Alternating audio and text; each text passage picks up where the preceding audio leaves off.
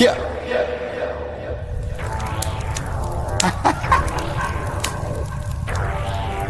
Yeah. I know they mad for no reason. I'm holding on to change my life. Gotta move fast for a reason. I'm holding on to change my life. Huddling. I'm staring at charts until I retire. Yeah. Huddling.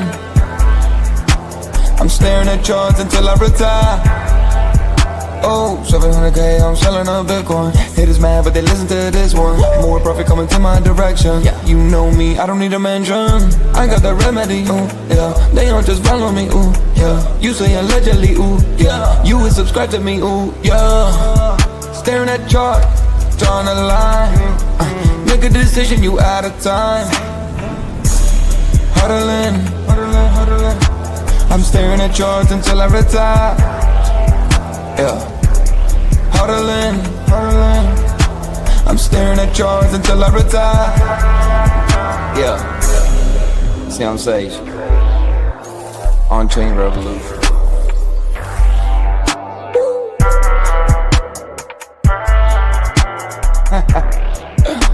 Guns.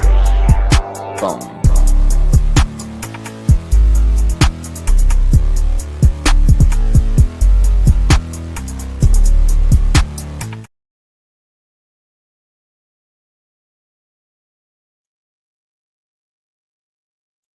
Welcome back to On-Chain Revolution. My name is Shizzy. On this channel, we cover the entire crypto ecosystem. What's up, guys? We have an amazing show for you guys today. We're live for the On-Chain Hour, and today is going to be, it's going to be okay. Everything's going to be okay. We got Bitcoin sitting around, just around 100,800. It's been hanging out here for a little bit.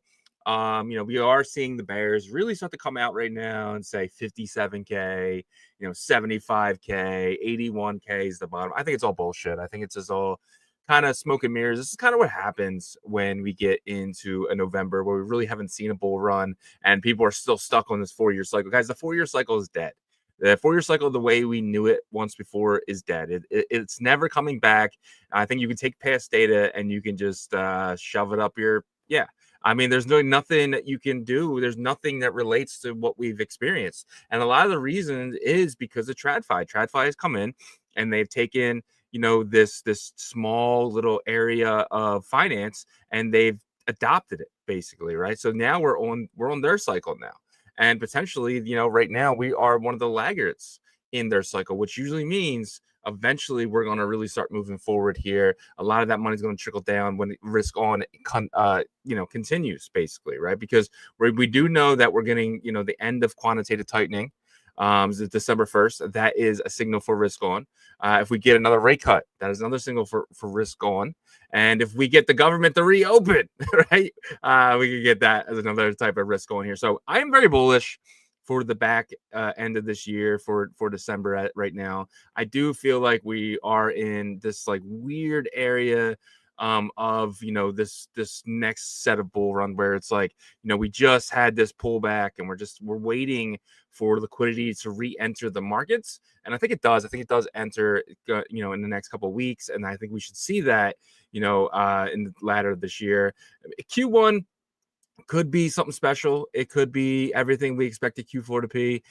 That also could be Q2. I think they're really testing our patience right now, and I think if you're here right now, you're here for the long run, so it really doesn't matter. Obviously, you want your bags to pump, but if you have a DCA strategy, a dollar cost average strategy, you're going to win, right? If you're still working, if you're still out there and you're still grinding every day and you're taking $200-300 and you're putting them into your favorite crypto, you're diversifying, right? So you're getting into different stuff just in case one doesn't work out. Like let's just say you get in XRP, you get into Cardano, you get into Ethereum, right? That way you're kind of you're sitting on very strong assets. Getting into the risky ones right now, it could be a good gamble that pays off, but also it could be a gamble that you're kind of waiting for to kind of finally take off. And I think most cryptos will have, at least regain some resilience. I'm not going to say get back to the all-time high, but I think a lot of them will gain, some momentum, whether that's in the beginning of this next bull run or the middle or the end. I do think that we are going to get an insane bull run in 2026. And Dalio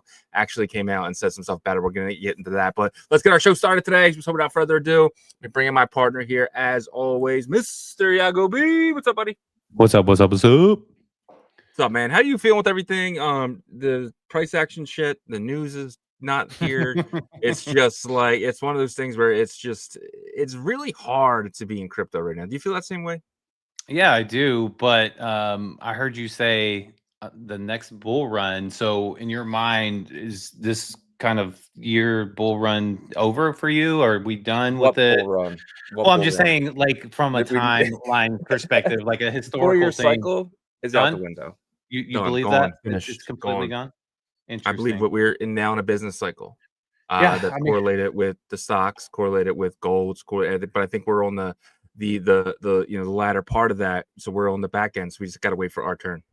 Yeah. Well, I mean, there's a lot of data that points to kind of agree with you with that, right? The cycle has been anything but normal, other than Bitcoin seeing some success in Ethereum. It's just spotty, right? And so how I'm feeling is, I feel like we're healing still, right? And that's kind of where we came up with the show title here, is that we're healing from the largest liquidation event in history on October 10th. And it's weird because we know that it's the largest, but we're not talking about it the same way as we did with FTX and all these other things. You know what I mean? There was just different.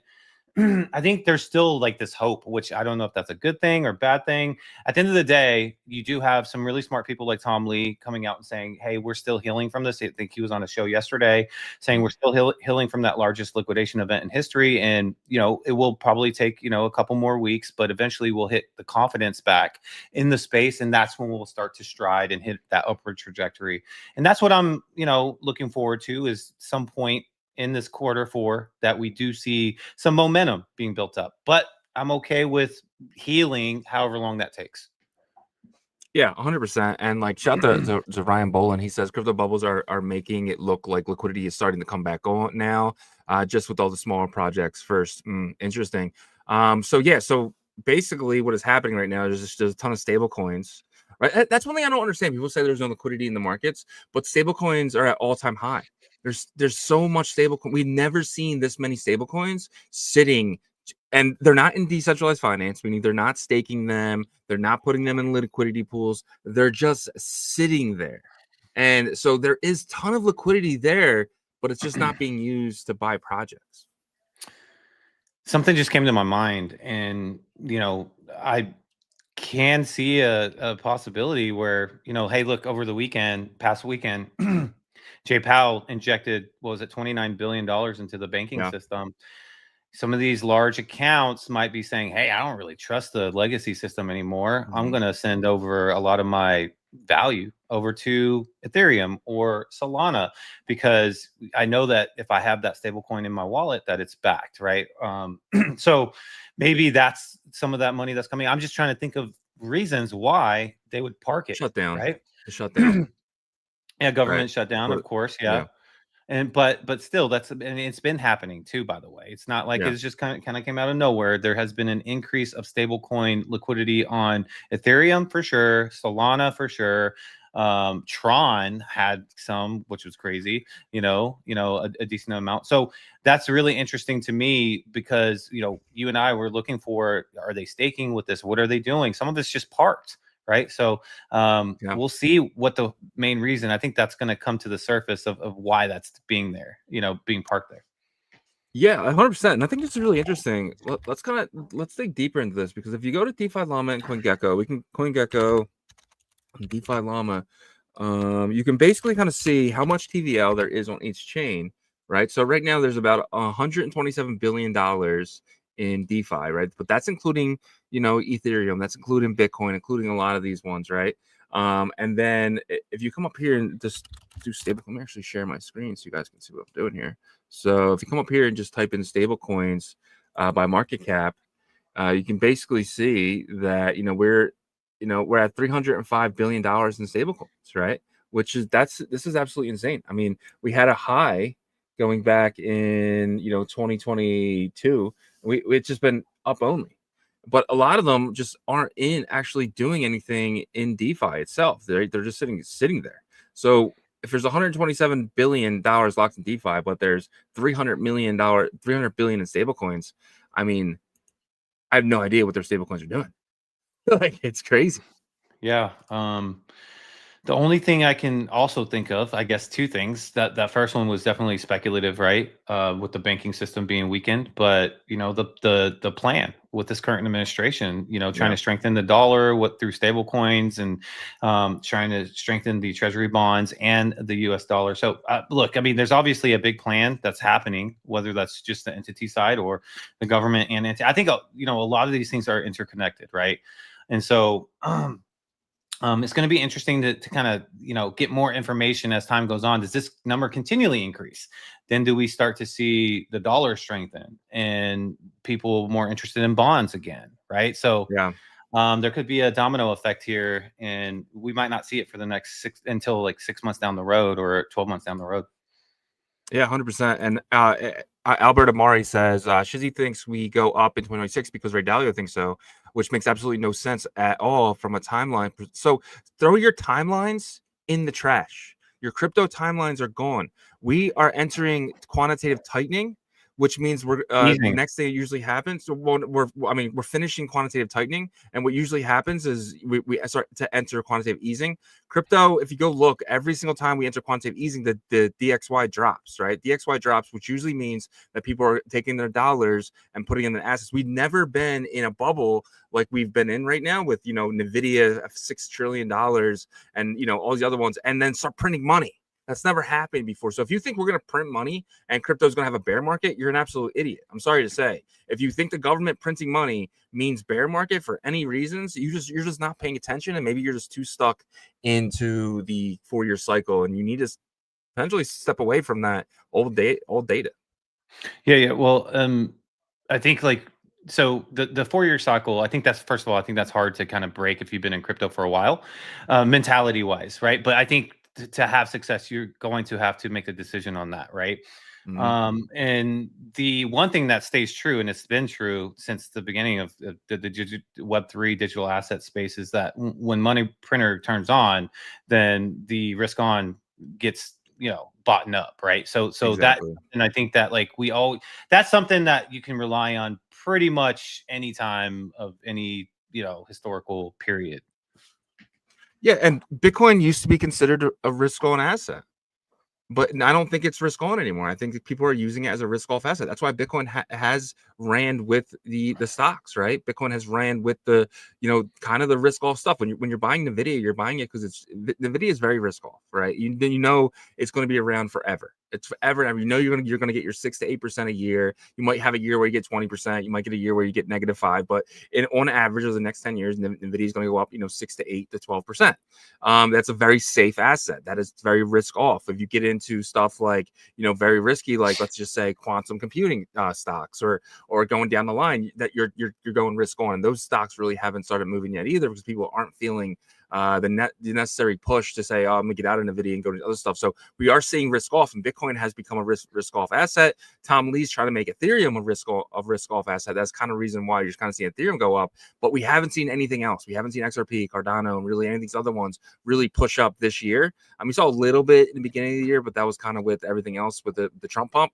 But now we're kind of seeing everything kind of just go sideways and down for the most part, because there is no risk on. There's nobody's at risk right now, and Bitcoin and Ethereum have become risk-off assets. So, and we need the money printer to go to kind of get risk on.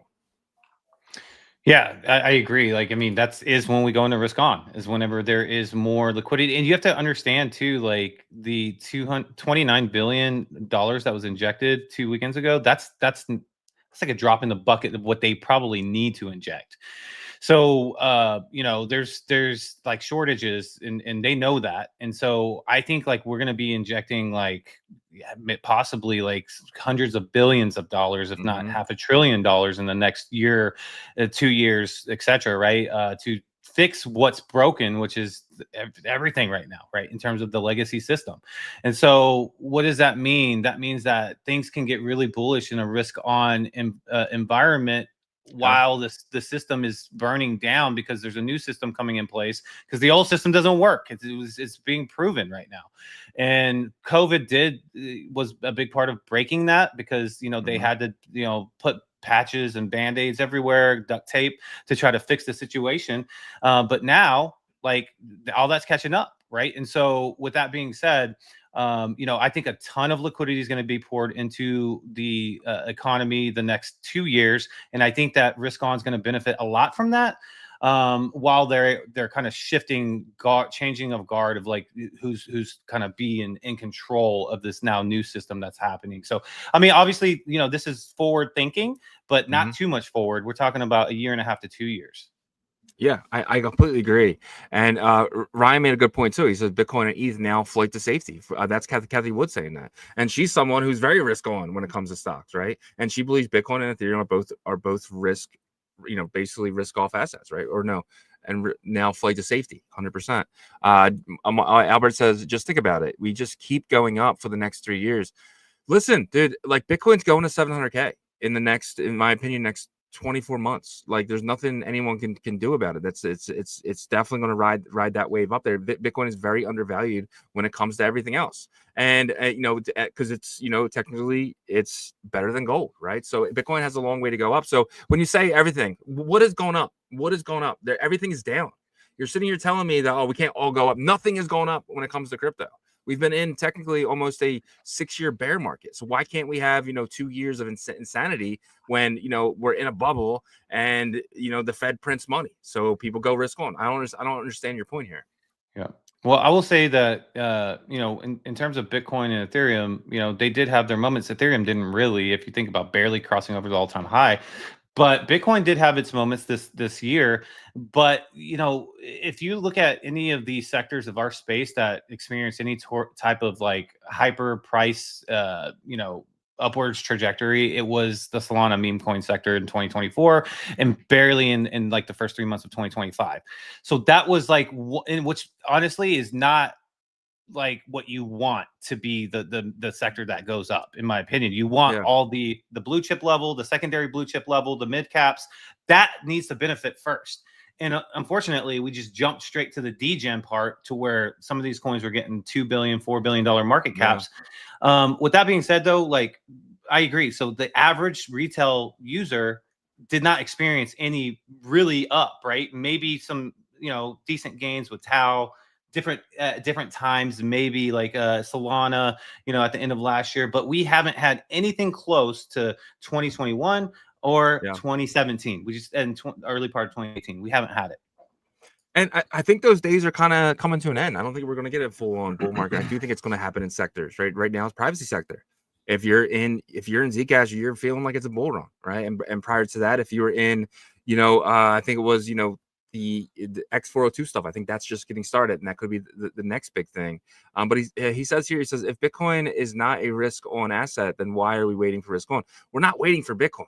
I don't think any of us sitting here are very happy about getting, you know, 30-40% gain this year and maybe 100% gain next year. We're sitting here, we're in crypto to get these 1,000Xs, right? We want to get into stuff like Spark. We want to get into stuff like, you know, meme coin on Solana and different stuff like that to kind of push and get these 10, 20, 30. We just need energy back, and that stuff happens on its own.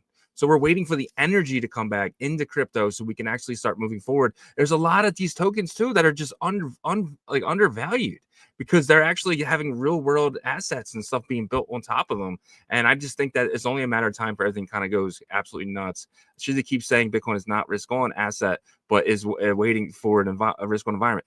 I'm not talking about Bitcoin, bro. This is on-chain revolution. We're talking about the stuff on-chain. We're talking about the stuff that can actually start moving once we actually get money trickling down from Bitcoin. But what happens is the guys in NVIDIA, they think that Bitcoin's risk on, but we know it's not. We know Bitcoin's risk off. When I hold Bitcoin, I'm not worried about it. Yeah. So first of all, you know, there's always a single asset that leads markets in general, right? Whether it's going to be, you know, if there's going to be any type of market jump up with the stock market, like as a whole for a sustained period of time, you got to make, like, Nvidia is going to run, Apple's going to run, those leaders are going to run, even though they are risk off in that world, right?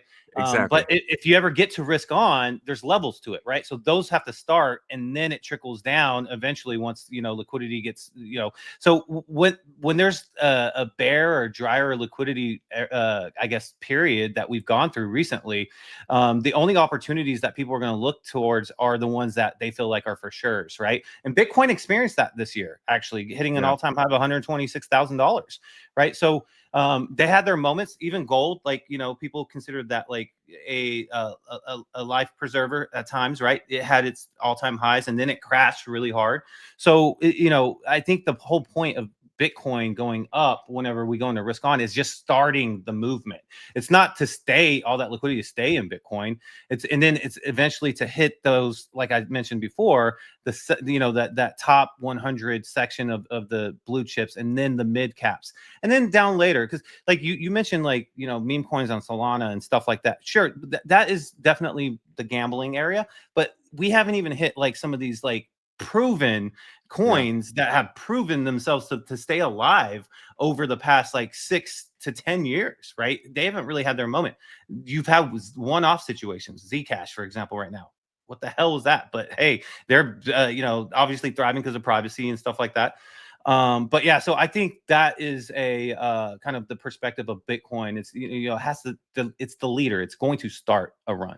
Well, you have to understand what risk on means different things to different people, right? Right now, the ultimate risk off is bonds, right? When the bond guys get risk on, they go into stocks. And then some people, like I said, consider Nvidia, Apple, and these other ones, right? They consider them risk off, right? But then their mindset changes, and then they move into the next sector, which is the Russell, right? They move from the S&P to the Russell. That's their risk on. The people in the Russell right now, they're probably like, okay, their risk on is crypto, is, you know, quantum stocks and the stuff that's outside of the Russell, right? Stuff outside of, you know, basically the bottom of it. And then you have people thinking, okay, my risk on, since I'm in the Russell, is crypto.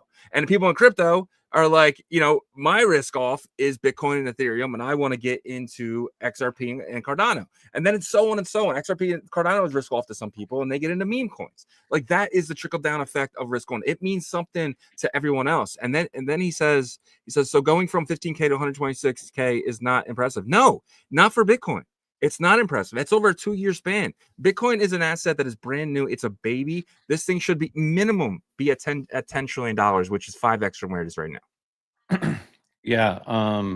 And you have to remember where it pulled down from. So you're talking about 67K and Armageddon, 69,420. Yeah, 69,420. And then Armageddon happened, and so like that's why it's not as impressive as it seems like when you put those two numbers up there next to each other. Obviously, from just, you know, bare optics, of course. And if for the people that bought that bottom, you know, they benefited immensely from that, right? So, you know, that, I just think that's where it is. Hey, look, I think this is a great conversation, Albert. Honestly, like good comments in there, and everybody else, Ryan, Stan, we appreciate all the comments in there. Great conversation to have on a day that you know, I thought maybe would be might have been a little bit mundane because it was you know, just the markets. But hey, it looks like we need to keep this energy up because Bitcoin's back to over 101. Let's do it. So maybe we need that turnaround, baby. Ryan got some good comments in here. So the entire financial system is way bigger than just Bitcoin. Listen to these guys now.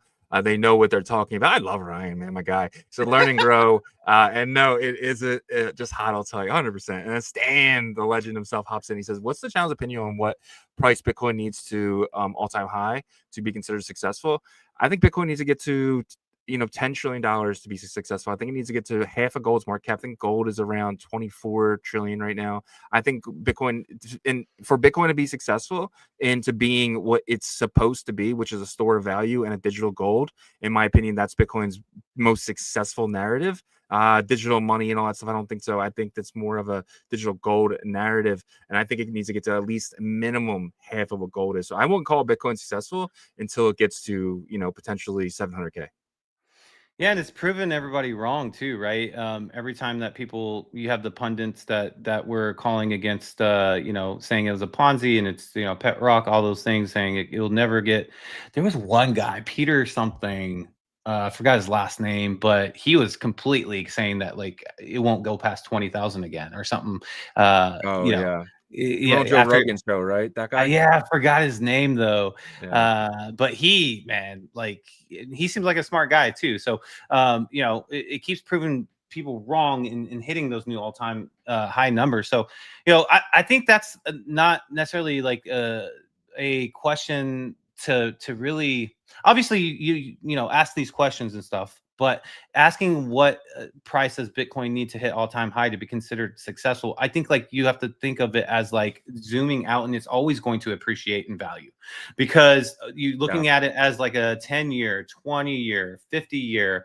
Bitcoin's going to be here well after we're gone from this earth, right? So when you look at it from that aspect, you should know that Bitcoin's always going up when you zoom up, and that's how I view it. Yeah, 100%. And basically, it goes right into our number one title. Bitcoin MELTUP incoming as headwinds fade, confidence could ignite a massive crypto rally, and I think that's what it is, man. I think we just need confidence to say, hey, Bitcoin's going up from here, and it does. I said it yesterday, and I'm sitting at around 101K, 102K yesterday. I felt like that was the bottom. I think the bottom's in at 98. I do not think we get below 98, and I do think it's going to be a slow upward trend. To your point, like you did say, it could take a few weeks, but I don't see a few weeks of just sitting sideways. I see a few weeks of this melt up. Do you agree? If it Like is, it's gonna. 107, It's 111, yeah. I 114 for the could month of see. November. I could see a sideways with a kind of trickle up trend, Yeah. but if it goes sideways with some volatility down and back up, I'm okay with that. Until because like there's going to be a moment where the market starts to regain confidence, and it's just right now the confidence has been just really gut punched, right?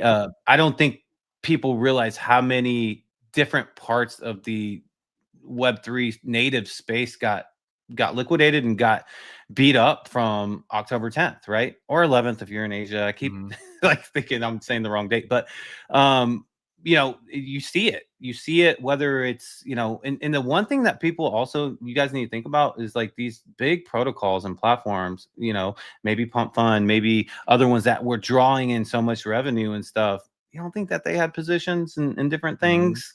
I mean, come on, so there's a reason why the markets, the trenches, and everything is so tight right now. Nothing can sustain past $1 or $2 million in market cap. The South Park Sucks Now token from Pump Fund should have been at least a $30 to $50 million market cap easy with that narrative from the actual show, which aligns so well with DGens, by the way, the South Park kind of culture. Got to 7 million, I think, or something, and it's been kind of trickling back forth. So it's like there's a reason for these things, and that's not going to change until the market regains confidence, and then you'll start to see it, right? You'll start to see it a little bit, but the market needs liquidity. That's the most important thing. Two, that confidence to come back, and it's going to start with Bitcoin. Once you start to see Bitcoin gain back some momentum and stuff like that. Yeah, 100%. I 100% agree. Albert says, I just want to make this clear. So Shizzy thinks that we are going into a 2026, 27, and 2028. When do you get a correction? So this is what's going to happen. I'm 100% confident on this.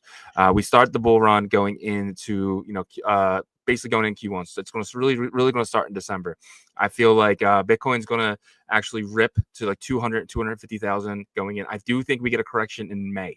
I think we have this insane bull run up until May, and I do think we get a correction that's going to last all summer. But I do see markets coming back in September, October, November, December of next year, and just completely ripping again.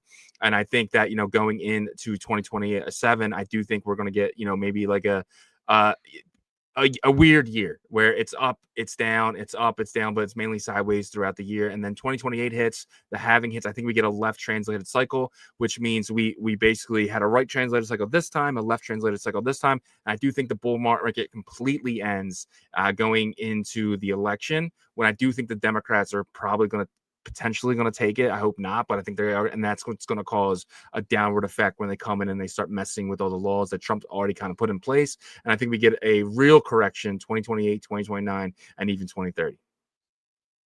Well, that was pretty detailed of the plan there. Albert. So you can kind of refer back to this live stream. You know, at the end of the day, it's like, you know, obviously people have confidence in what they can forecast or what they speculate on and stuff. And that's what it's all about, right? That's all you can do is use the data that you have. One thing I will say is if it does switch power in terms of the parties of the current administration going to the other opposition side, I think that the current administration is going to make sure that the legacy system is out, then this system is in. And so when they do come into power, they're now have to use the system. But I think that they can, and they probably will try to get more control over the space, you know, some of that might be good. I know you guys probably hate that I'm saying that. I'm saying it more on like consequences for certain things, you know what I mean? Those kind of stuff, right? Like bad actors. Now, I'm hoping the current administration eventually does that too. They're just trying to get the infrastructure in, but we'll see what happens, man. I mean, we're talking about 2-3 years out from where we are now. Yeah, 100%. And I think that, you know, I just think that that's just how it's going to be. Like, I just feel like, you know, we it's like a pendulum. Crypto's like a pendulum. It's like we were so far this way. Trump came in and brought it all this way. We need to center out a little bit, right? And whether that's from another administration or whatever it is, but I think we need some time over on this side, right? I think we definitely need another year or 2 years. But what that's going to do, that's going to send crypto into a ballistic area of upward momentum when we get QE. Right. Once we get Powell out of there, where we're cutting rates into highs. Could you imagine that Bitcoin hits 250K and then they cut rates? Like, I would be absolutely insane. And that's kind of where we're headed right now. Ryan says, wow, you think we will go all the way to May without another correction? I gotta find a way to double up my stack. Dude, I think you'll be fine. I do. I think you're gonna be in stuff that's we're gonna get to a hodl type of area where just holding is the best strategy. So you think your stack's small now, but I think you're sitting on potential 100, maybe even 1,000x, because we are so beaten down when it comes to crypto. And when I say crypto, I'm not even talking about Bitcoin or Ethereum. Right now, I'm talking about the smaller stuff. And I think that you holding this stuff now, you're sitting on a potential 1,000x. Whatever you have in your bags, I have a feeling that we're gonna have so many 1,000x's, because I think it's just time for people to start realizing that this sector is so beaten down, and we're gonna really, really come into an area of just, oh my God, this stuff is insane. But at that point, though, when you start taking pictures of your profile, oh, I'm over $1 million, that's when you should probably sell. Yeah. And you know, I do think that we're going through a kind of, I guess, time period right now of healing, not just from October 10th, but also a bit from the meme coins space in Solana right now. I'm seeing posts from some large accounts talking about, like, you know, they feel like the patience, liquidity, and stuff has run dry in the pump fund world for just straight up memes. And so that could be a part of this healing as well, right? And every year or two, the meta or something new comes in and steals the liquidity torch. I've talked about this the past couple of days, and it's going to be interesting to see where it shifts. Some of it could just shift within Solana. I know they're trying to really beat down or you know, beat the drum on the ICM narrative. No one's been able to do it well. There's a new company we'll talk a little bit back, or protocol that we'll talk about later, that's thinking about doing it. So I'm excited about that, though, because to me is like that era is starting to kind of close up. I'm not saying it's going to die forever. Solana memes will always be there, but I think the big liquidity concentration is going to start shifting to a new meta that feels fresh, new, and opportunistic for new retail users to come in. Yeah, 100%. I feel like, you know, we just got to find ways to kind of make sure that this stuff is legit, right? We got to make, but we definitely need, I think the AI ERC 4000 8, I think it is. I think that's going to be able to make stuff really, really legit, because it's going to be put scores. And, you know, it's not, people don't understand, like, the ERC 8004 isn't just for agent to agent. It's going to put a score on everything. It's going to put a score on every smart contract. It's going to put a score on every company that's doing the right thing. It's going to do the research into this stuff, and it's going to give, everything's going to have like these Yelp scores in the future, where you're going to be able to, you're not even going to need to know the research, because you have 19,000 different, let's just say, robots giving these things these scores. So it's going to be very, very even. and to the point of reality. I think, dude, ERC 8004 is going to change the game when it comes to assets and understanding what's good and what's bullshit. And I'm actually curious what XRP is going to get, because I think XRP is going to get like a 7. Yeah, I'm sure you pleased the XRP army with that comment there. I myself came in. What's up, brother? We always love to read your comments there. He says, like crackheads. Love how it starts. We're all just waiting for our next fix of central bank liquidity injections. Unfortunately, we've been trained this way with the kind of legacy side of things, which even though that's changing, it's still going to be what is going to create the next big rally, because it's almost kind of like the last resort, right? If you don't do that, then everything collapses. I think Mark Zuckerberg and a lot of the billionaires always say you either win or you completely fail. And I think they're talking about American society a lot of times with that. So, they know that to keep this, show going, that liquidity has to come in here, and they're hoping that things will correct, during this transition to this new system and stuff. But we can benefit from that. That's the good 100%. thing. That's the good news. Yeah, 1,000,000%. Super fan, shout out to my guy. He said, when Dems are back, and I like this because this might be true, they'll embrace crypto. You can't put the genie back in the bottle. Dems will probably be more careful and slow. That's true. You got to remember the crypto community. They're a bunch of voters. I mean, you can say the Amish and the crypto community are 2 reasons why Trump won. Right? Yeah. Honestly. The election. So that's 100% true there. A super fan. Ryan says, I have a stack like no one else in the world invested. Think it takes me 10 minutes to scroll to the bottom. Yeah, you have 1,000x in there, man. You just got to be patient. Myself, I got that one already. Super fan says crypto plus X402 plus agents mean 3 support each other. It's the future of business and world. Yeah, dude. And I'm curious of your opinion, Superfan, if you looked in the ERC 8004, which is the reputation system that agents are going to be using. It's just something I've been digging into every single day when I get some free time, and I'd love to know your opinion. And if you're going to be planning to use something like that, whoever can get this down, whoever can take what has been implemented by the Ethereum Foundation and actually get it into a use case. Dude, it could be one of the biggest projects, honestly. ERC 8004, look into it. Phone Saver says, don't give up, down 70% and up 50% today. Oh, you're in some crazy shit. If you're up 50% today, congratulations to you. Wow. And Ryan Bolon says, what's up, XRP Army? He is. I mean, dude, I'm just saying from the utility factor of XRP, I think, see, I'm weird with XRP. Some days I like it, some days I hate it. So don't hate me too much for it. I just feel like, it's one of those things where it's promises a lot and has not given anything. He says, this is not once in a lifetime. This only happens one time. Please try to grasp this. Huge comment, because like each cycle previous to this, wherever we are right now, was, huge opportunity. People would say once in a lifetime opportunity and stuff. But I think that like when you're going through the transition of legacy financial system to new financial system, that's a one-time thing for, obviously it's happened before in history, but you're talking about centuries, right? Mm-hmm. So, or a century or so, right? So 100 years and stuff like that, right? So I think that's a huge comment that you made, but I want to go back real quick to the ERC 8004. 8004, yeah. So I think that's a huge opportunity, but I do think as a lot of these Silicon Valley companies, Web2 companies come in and integrate with what we have here, we're gonna find something that is similar to what the heck is the credit company that does all the credit scores? Expedia? No. Yeah, no, it's something like that. Experian. I thought Expedia came to my brain, obviously. Yeah. Experian, right? Experian.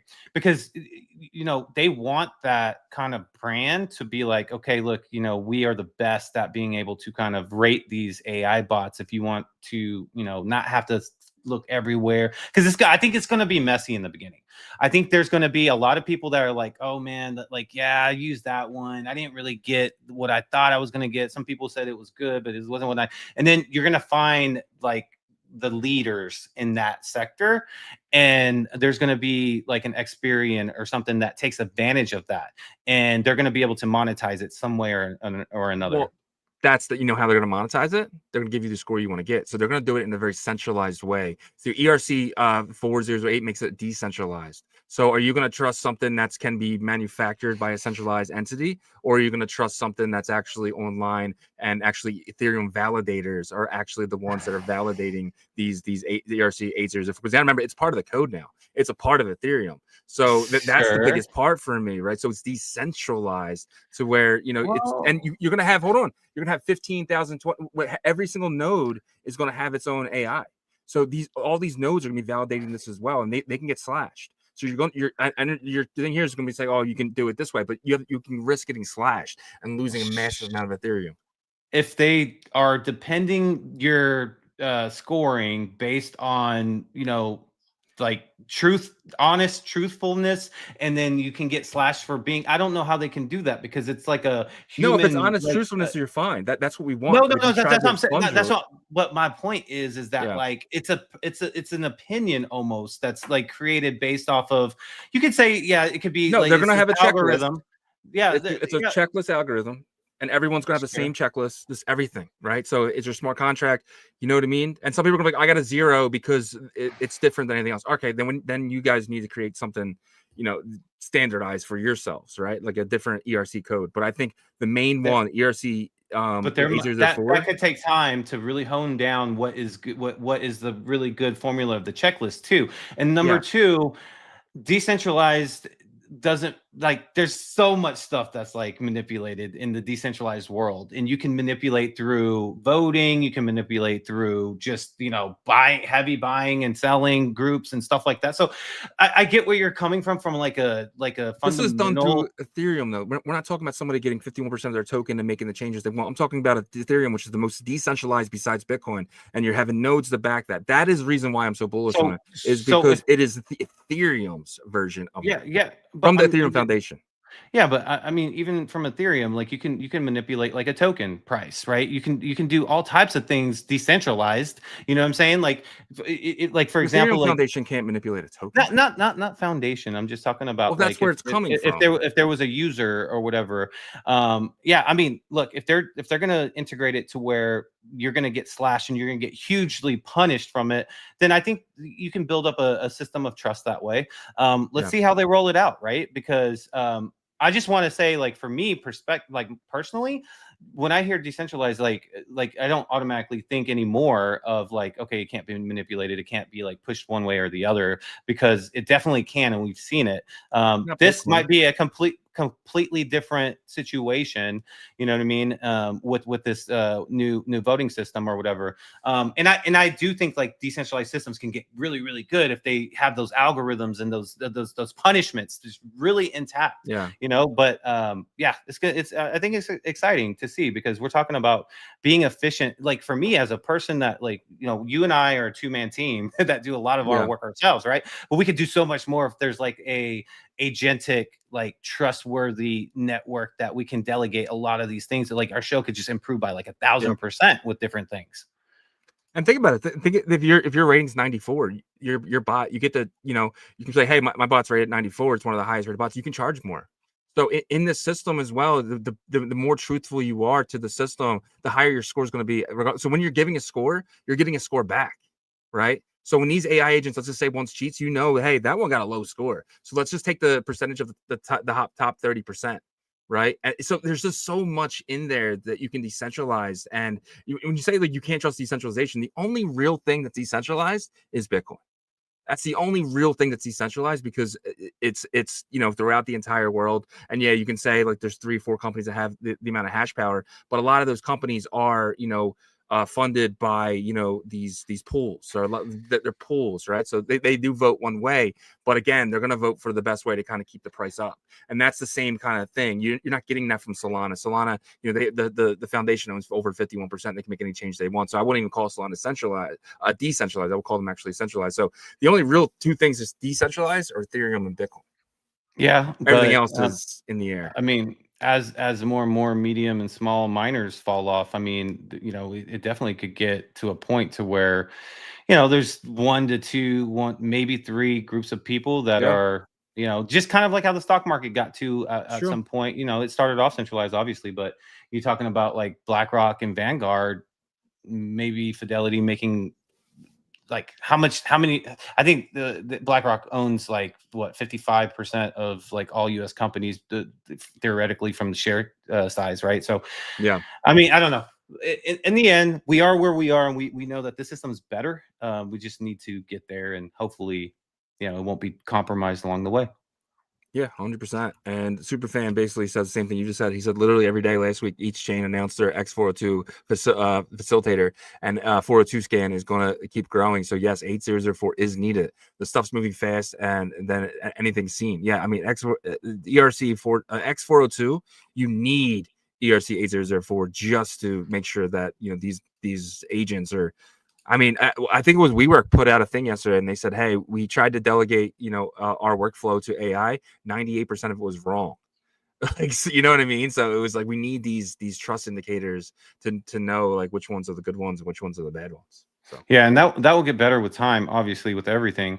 When yeah, Google first started, like search kind of sucked, but we didn't really know what it was supposed to be like necessarily. And now, I mean, obviously, like people use ChatGPT too, but yeah, I mean, this is, I think it's going to be really, really big, really, really big. And I'm glad Superfan, one of our guys from our community, and he has a community too. So check them out, guys. The Big Noodle, I think, is his AI project. So I'm glad he's deep in that, so we can ask him any questions we need.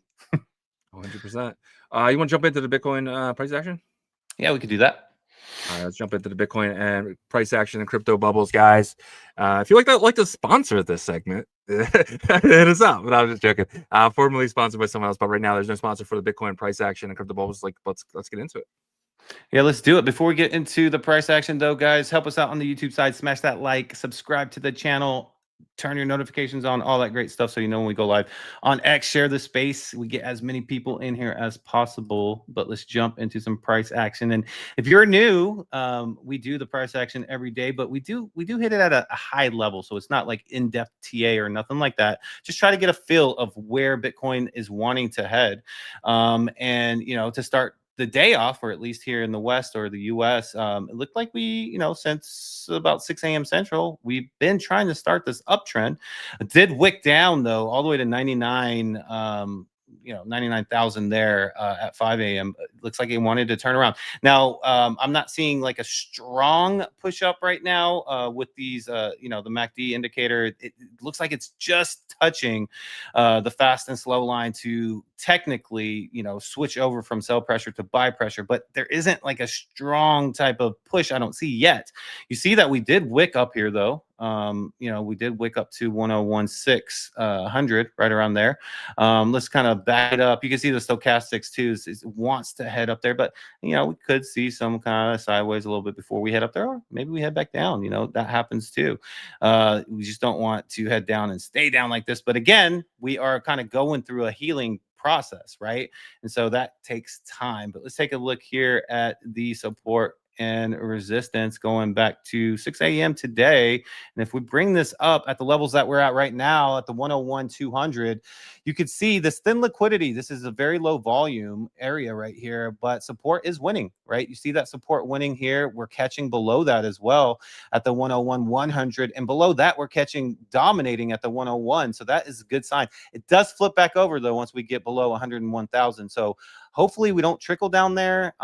We do want this to build up on the MACD to show some strength there.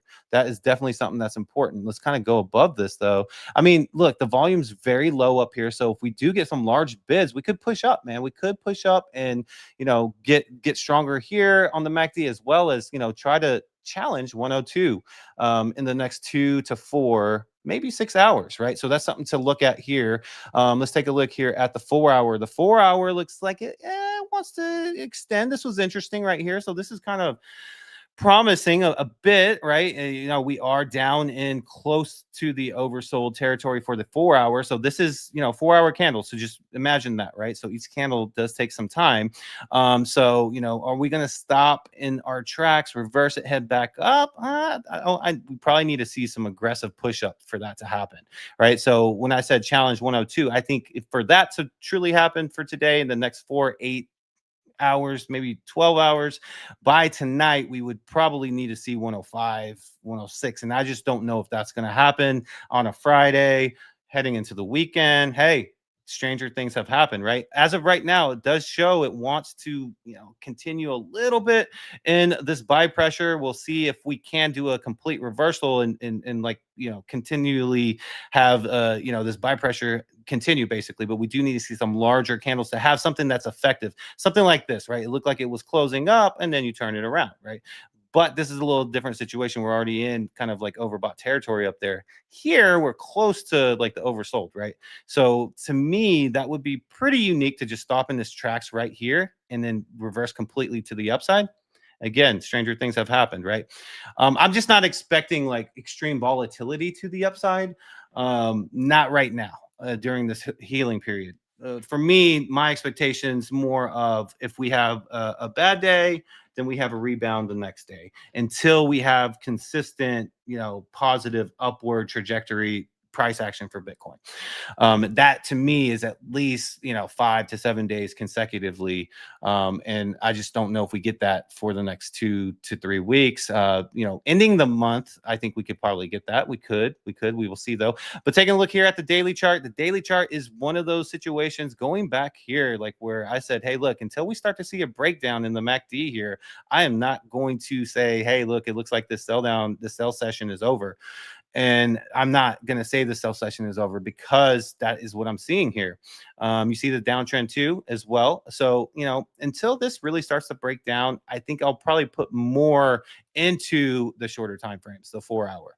You know, if this starts to break down and, you know, by like later today, this turns white, we start to see this curl up a little bit, then we might say, hey, this could try to go to 105. But until then, I feel like we are just really trying to get through this sell pressure session, right? How bloody does it get type of situation? Is it going to last as long as this? We're talking about almost what, like almost a 2-week period of this sell pressure, right? And then really only having like 3 true days of rebound here. So yeah, really need to break this down in my opinion on the daily chart for Bitcoin. But that's where we are right now, guys. I'm not like depressed about the situation. I'm not euphoric when it goes up right now. I'm just expecting a rebound if we had a, you know, a bloody previous day, vice versa. So that's kind of where I'm at. In terms of Ethereum, you know, it's going to be very similar to Bitcoin. We are, you know, trying to tease this right here on the hour chart, say, hey, are we ready to actually start this buy pressure? And it's going back and forth, right? Ethereum's interesting, man, because, you know, we got to 31.89. I remember like when we were rallying in July, we were all kind of like, oh, if it passes 3,000, you know, that's such a big, you know, a big price for us to get back over. And I remember Jake Gallen actually saying, hey, if we stay above 3,000 for, you know, a week, then that means we're back up. So getting back below that, in my opinion, is pretty devastating, right? So Ethereum, very similar to Bitcoin, right? Let's kind of see where Bitcoin wants to take the market, and that is where I believe we will end it, right? You know, or not end it, but like that's where Ethereum will head as well. Maybe a little delayed, but the 4 hour, you know, has this continuous buy pressure as well. Daily going to be very similar to Bitcoin, still in that deep red there. So that's Bitcoin, Ethereum, guys. Let's take a look at something that's green. And that is the crypto bubbles. Oh, Ryan Boyles, really, really appreciate you, man, for that $10 super chat. He says, appreciate you guys, and thank you. Got to run, but I'll be back ASAP. Keep up the great work. I think you don't understand how much that means to us. All you guys, even the comments, man, you guys brought it today on this lovely Friday. But back to the bubbles here. Man, Zcash, I got to say, dude, you know, we're sitting at $713. If you bought this towards in the 3rd week of September, you could have got this for $50. Yeah, you could have got for $30 in February, right? In March, right? So yeah, it's like, yeah, Yeah, but then like February, if you were thinking February to September, that's a kind of a long time with $30 to 50. You got to think about it. It was for 5 years. It was around $30, right? Yeah, So if you accumulated it at all in the last, I mean, you can go back to 2017 when it hit its high. That was the last high. It didn't hit a high last cycle.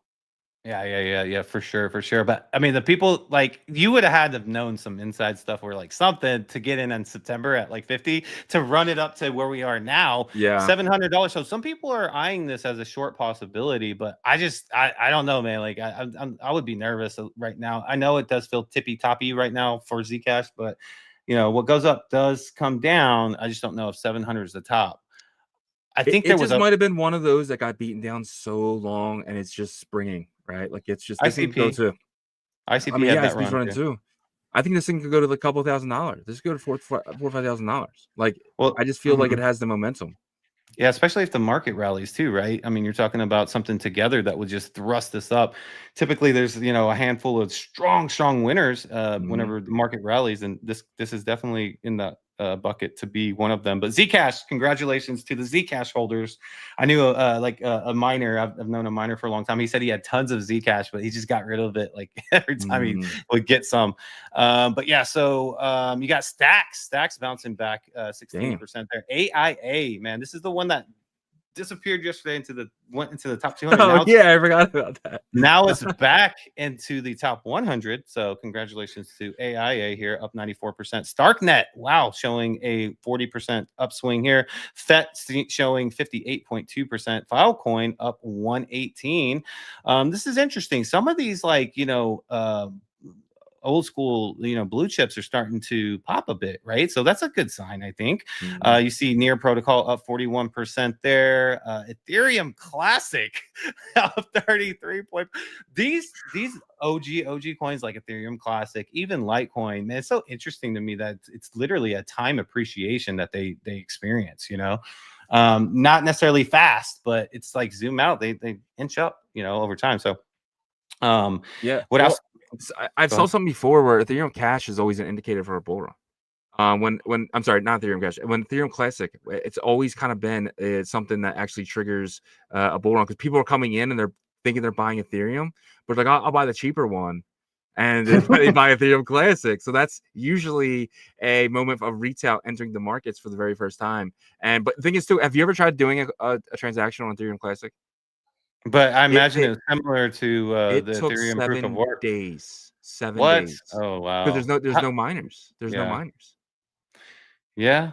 I mean, what can you do, right? Like the miners definitely didn't pivot to Ethereum Classic. I'll tell you that the old Ethereum miners. Yeah. I remember a couple of them. I knew a couple, and they were so sad. It was like it's like a funeral.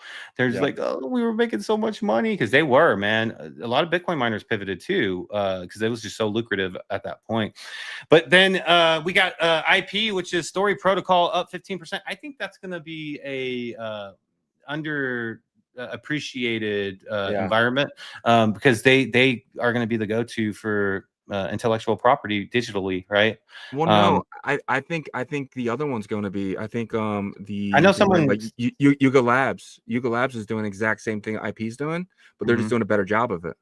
They're doing better. Were they the ones that recently got in? It was like a sports, like a Amazon. Sports team? No, they got the Amazon gaming deal. Okay, cool. I still think Story Protocol is gonna benefit from that. They have a couple already. I think it will too. Yeah. They did shoot for some of those like old school NFT projects. Yeah, exactly. Right. Those are not big deals right now, but maybe we'll see what else they can bring on. Monero finally seeing some. Still not. I think this is weak. Up 6.2%. I would. They didn't benefit from that privacy movement recently. And then you got Pump up 10%. When Pump is up, I think that's good, man. The alt market looks pretty good right now. At least, I mean, I guess they had the rebound. No, like Plasma. I had no idea that was even happening until you showed the bubbles. Honestly, Filecoin up 109%. Like, what the hell? Like, That's dude, that's some weird stuff, right? I think we got to put those like seeds in the back of our head and say, hey, dude, are we about to have an altcoin bull market without Bitcoin? I ain't gonna say it. I ain't gonna say it. Not yet. All right, we got XPL rebounding as well, up 19%. Virtuals up 14% here. Crypto.com up about 5%. You got ICP still rallying, up about 12%. Congrats to the ICP people. Arbitrum up 13.8%. It's definitely good to see these OGs, you know, like AVAX up 9%. So shout out to the OG blue chips there. Shiba up 10%. Hey, OG meme for sure. Up, you got SPX up 7.2%. Pancake Swap up 8.7% there. Say up 8.7%. And then Aerodrome, which is the main DEX for the base kind of relationship with Coinbase and stuff like that, up 8%. Ondo up 13.1%. Let's take a look at the top 200. All right, top 200 here. Merlin Chain sticks out. It's up 23, almost 24%. Man, they are at 40 cents. I'm not gonna. I would not be shocked. This is at $1 by the end of this year. I'm just saying, I wouldn't be shocked. They're on a runner the past like 2 months. But I don't know. We'll see. Eigenlayer up 12.8%. Co-AI has been also thriving the past 6 months, up 22.7% there. Toshi up 4.5%. Dog Whiff up 12.2% there. BSV, Bitcoin Satoshi Vision.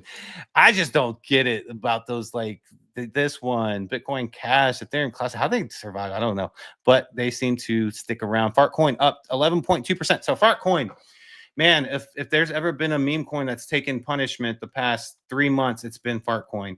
We're talking about a coin that hit an all-time high of over $2 billion this year, and then really seeing a dramatic fall from grace.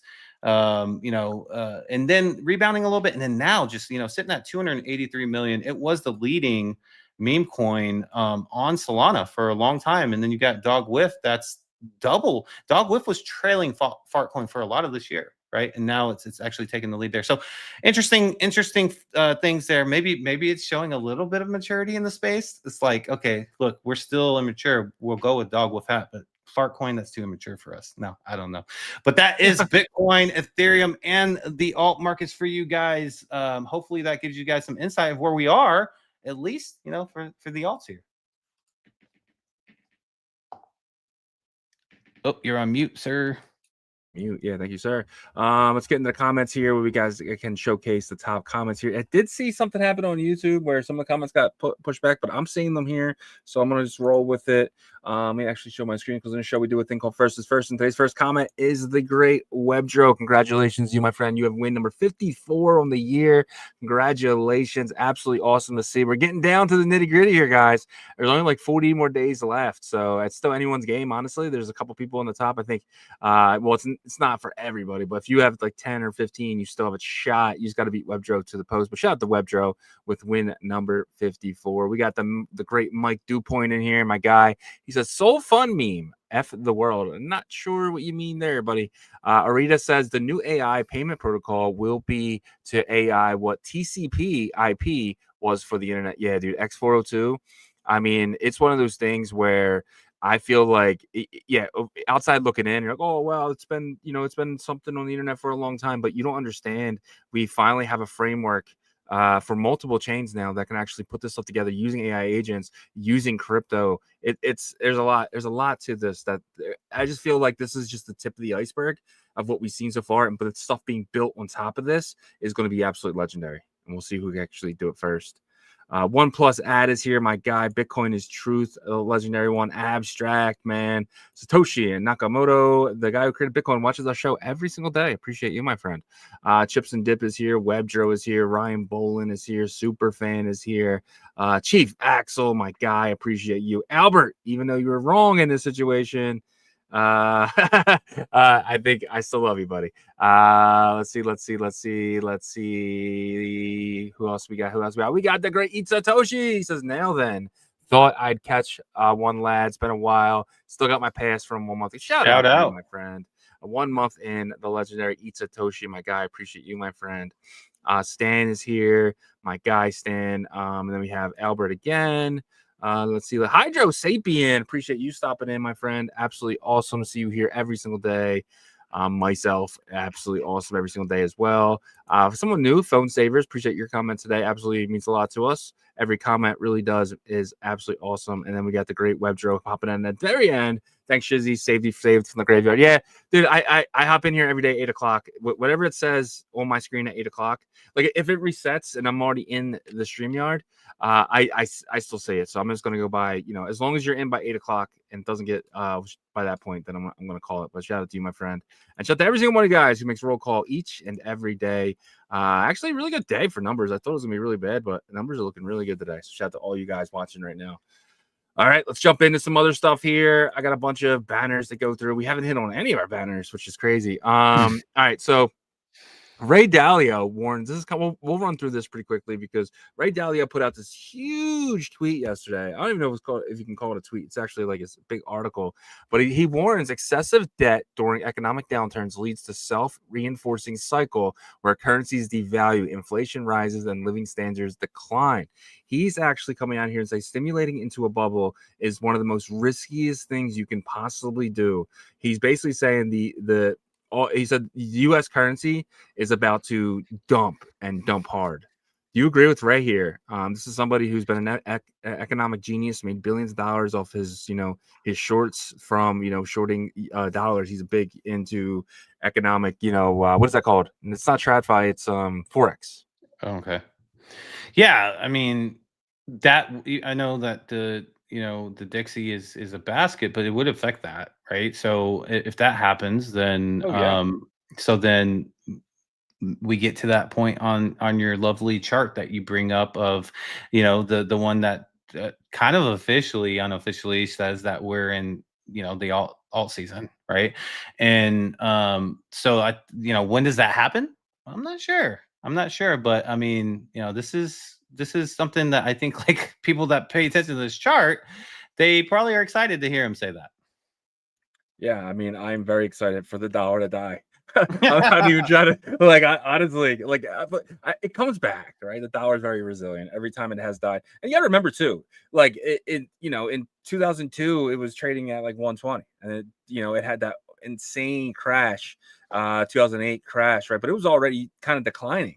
So you could have kind of seen that coming, right? Back in like 2004 and stuff like that. So it's very common for the dollar to trade under 100, right? The DXY to trade under 100. So it's not out of the ordinary, but I just wanted to see it come down, kind of hang out around 90, 81. So we can get, a few months here. The first one was about 5 months. This one was about 7 months. I just want to see like 9 months of under here. And I think that could be absolutely insane for a bull run. And then potentially, let's just see 2030 right here. We're back up here, right? It's for that entire bull run before we do it again. Yeah, I like that chart right now, and I like the weekly 50-day SMA. Yeah, I like those two for that one, and then obviously the 50-day SMA is for Bitcoin. But it kind of just lets us know kind of where we are in this journey right now, right? So it's like dollar needs to go down, Bitcoin needs to stay above. So it's gonna be interesting. For sure, 2026 will be interesting. That is what I'll say. For sure. Well, back under 100. That's good. I want to see this thing just get wrecked over the next couple months. So we'll see. All right, moving along though. So one of the topics for this day or for this week was ICM, Internet Capital Markets. So something new just popped on our radar. Thanks to Yagobi, he actually found it. Launch On Soar. He actually found it before Farmer Joe. Launch On Soar giving you access to early stage companies. So this is something really cool. Let me show my screen here. I was actually checking this out this morning. I signed up for an account. So basically, Soar is a platform that lets startups raise non-dilutive capital while giving investors liquid exposure to early stage projects through tokenized fundraising and on-chain participation. So they had their first one yesterday. It's called Expulsor. Impulsor develops and delivers wireless power transfer solutions across consumer and industrial sectors. So this is not a Web3 company, but now has a Web3 coin. They do nothing with crypto right now, except they have something where you can get exposure to their company. So what they did was they did some type of sale yesterday where 9 million tokens went on in supply. It's about 91 million total locked. But right now the circulating supply is about 9 million, valued around 2.1 million. So you can only really, I think, buy and sell. You can buy and sell on anywhere, right? With the contract. Oh, I was able to plug it into my Phantom wallet, so Okay. you know, and I'm sure that you can do it pretty much anywhere that you can swap it on Solana. Gotcha. So this came out yesterday, and what it is, it's basically like your old school launch pads, but instead of having these crypto companies, you're able to kind of see, the creator of it and stuff like that. So they're actually helping these startups actually get funding early days, and it gives you some type of exposure. The only thing that bothers me is, let's just say this company, they want to go public in the future, and then that's how they can dilute their stock.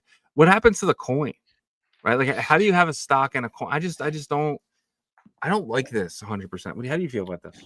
Well, I think they need to have like this kind of standard of look, if we do that, then we're going to be kind of thrown into the doghouse as a company. You know what I'm saying? Because if you did that to like people that believed in you and help you have success, then what would you do to your customers or your end users and stuff like that? So Right. that type of like that needs to happen more in our space for sure, 1,000%. There's no consequence to these type of behaviors, and so I think that needs to be more of a standard, right? I always bring up the hobby industry just because I have family in it, but like I know it's different. Look, I mean, it's less formal in that industry, but even so, being less formal, they have this kind of like understanding of who's good actors and bad actors in their space, and the big players stay away from the bad actors. Now, I think even more so it should happen here, especially with this type of setup right here. If you buy into a company, you help fund them to success, and they have a whatever a stock, what is it called, like IPO over there? Yeah. You know what I mean? Initial. And it just basically just crushes your value that you have. Then you're not a good, you did something bad to people that believed in you, and I think there should be a consequence for that. Yeah, 100%. And yeah, so we'll see how this goes. And let's just say, by going about doing this, maybe you can't get an IPO, right? Initial public offering. So I don't know. We'll see how this goes. I'm actually curious to see what the next one is. I think the next one right now, they're saying that it is, they're not giving you the name of it or anything. New launches, but these are potentially some of the ones that are going to be launched here. So there's some pretty cool stuff on here, but we'll see what happens in the future. But yeah, really cool to see something different at least. And you can come up, you can actually create a project. Superfan, this actually might be something for you, buddy. You can kind of come up and maybe get on here, if you're doing a coin, maybe do it through here. It could actually be very lucrative for you, depending on if they accept you into the stuff or not. So definitely check this out. It's called launchonsoar.com. And I'm going to be paying attention for sure, especially after this one.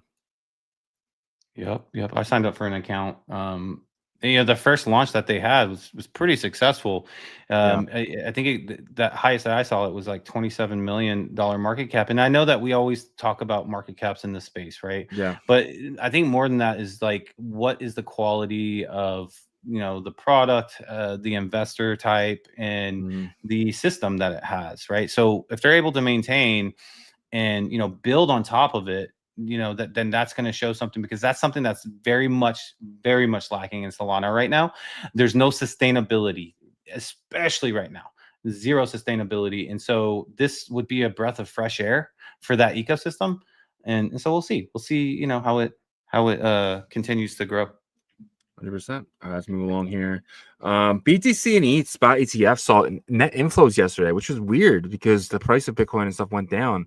$239 million for Bitcoin and 12.5 million for Ethereum. But again, Solana had 29 million in inflows. Solana is quietly, this is 7 days in a row now, where it has positive inflows. Or we say inflows, it means they're creating more shares of the ETF, right? So the more people that are participating in it, the more they feel like they have to add more. 29 million in inflows. How do you feel about Solana beating Ethereum yesterday, which I thought was pretty crazy?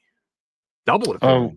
With the inflow, the inflow amount. ETF, yeah. So Solana got pretty beat up yesterday, I think, in terms of price, but it makes sense. Like it was getting a little too beat up the past week and a half, but now it's all coming together in my synapses of my brain to where I'm like, Solana gets beat up and ETF inflow increases.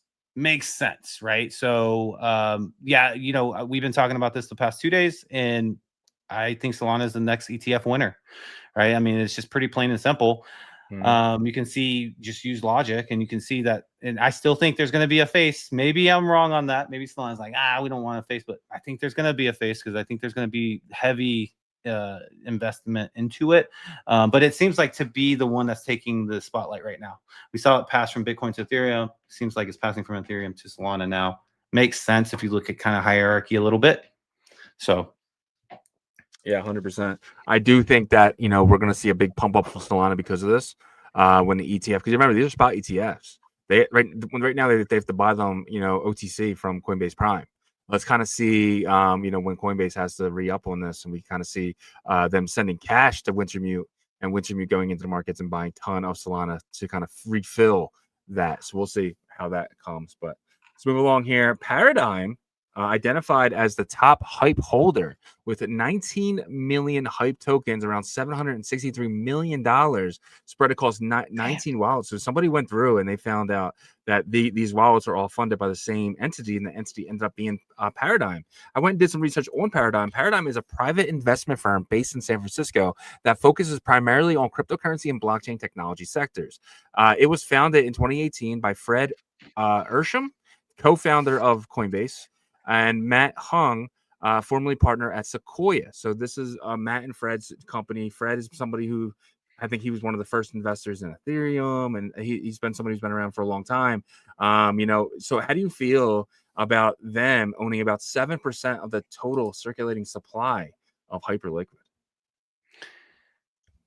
I wonder if they took out any margin for it first, and then if they did, what's their liquidation price for it?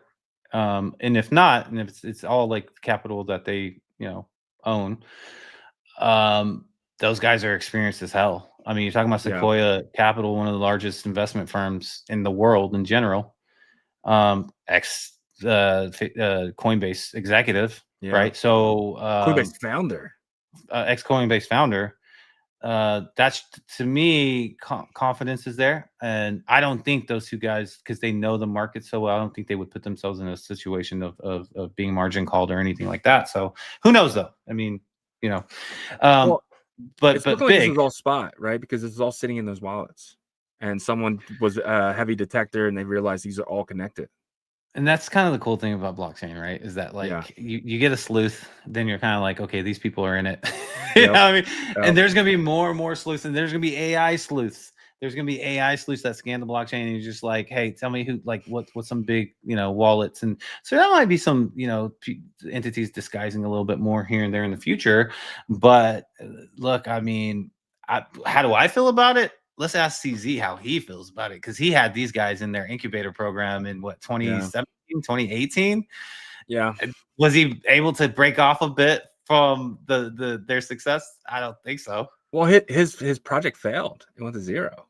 Well, yeah, I remember that. But Jeff, it's kind of like we kind of got him going in the beginning, and those, and this is a prime example of founders and builders that have failed in our space and have used that as experience. Not everybody does that, but failure doesn't mean that they won't have a huge success eventually, like Hyperliquid. So shout out to Jeff from Hyperliquid, not to be confused with Jeff from Merlin Chain, but shout out to him, man. And both of them, actually, they're both having success, but the one from Hyperliquid, man, I mean, just think about it. Like, if I was the founder of a project and those guys had that much, I would be living on top of the world. 100%, because they're not going to dump into, if they do dump, they're smart dumpers. They're going to dump into Euphoria, right? Which you love. That's what you want as a founder of a token. You want people to dump into Euphoria, because then your token's going up and they're getting out, right? So it's a transfer of strong hands to weak hands. But this might not be a coin that they ever want to sell, right? This might be something they want to hold, because they got to think, like, so these guys don't have no shareholders, right? Their investment firm is that they're basically the same as Sequoia, right? Sequoia Capital, they make billions of dollars and they hold the stock. They're still holding all the Uber that they've purchased, right? They never dumped any Uber, which is crazy because they just believe in the stock, right? So it's one of those things where this might be like their baby. This might be $700 billion one day, and they have 7%. Well, also, they've done, I'm sure there's been a lot of research and reaching outs and stuff like that. So, you know, what happens in the future? Who knows? We report the news, and our news is that like they hold this much, and that's and by the way, like huge winner of this, if you want to call it the end of the cycle or whatever you want to call it, but huge winner in hyperliquid in this bear market, yeah, for sure. Whatever, yeah. I'm convinced, dude. We've been in a bear market. Crypto, not Bitcoin. Crypto. I think they're two different things. I don't know. Maybe I'm like a maxi now. Yeah, just the opposite. I'm the opposite of a maxi. All right. So Tether has been somebody who has bought the bottom of Bitcoin every single time. So Tether buys a few times a year, and I feel like they buy the local bottom. They bought when Germany was selling. They bought earlier this year when Bitcoin went down to 75K. I think it was March or April, before it went back to 90, and now they're buying again here. Does this kind of tell you something here? And they don't buy small. They bought 961 Bitcoin worth $98 million. This is a big buy for them. I mean, typically when they buy, it's a precursor to, you know, number go up, right? But how long will it take? I don't know. They're buying cheap. They're buying cheap, in my opinion. So for them, someone that can throw around 50 to 150 million dollars, this is probably like a no-brainer for them.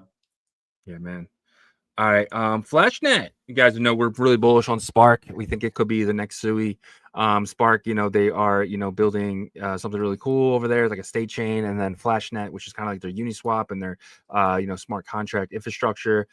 They actually came out with a tweet yesterday, first time in 4 days after going offline last Thursday, so a week from yesterday, and they came out and they said scaling past limits. It's never clean.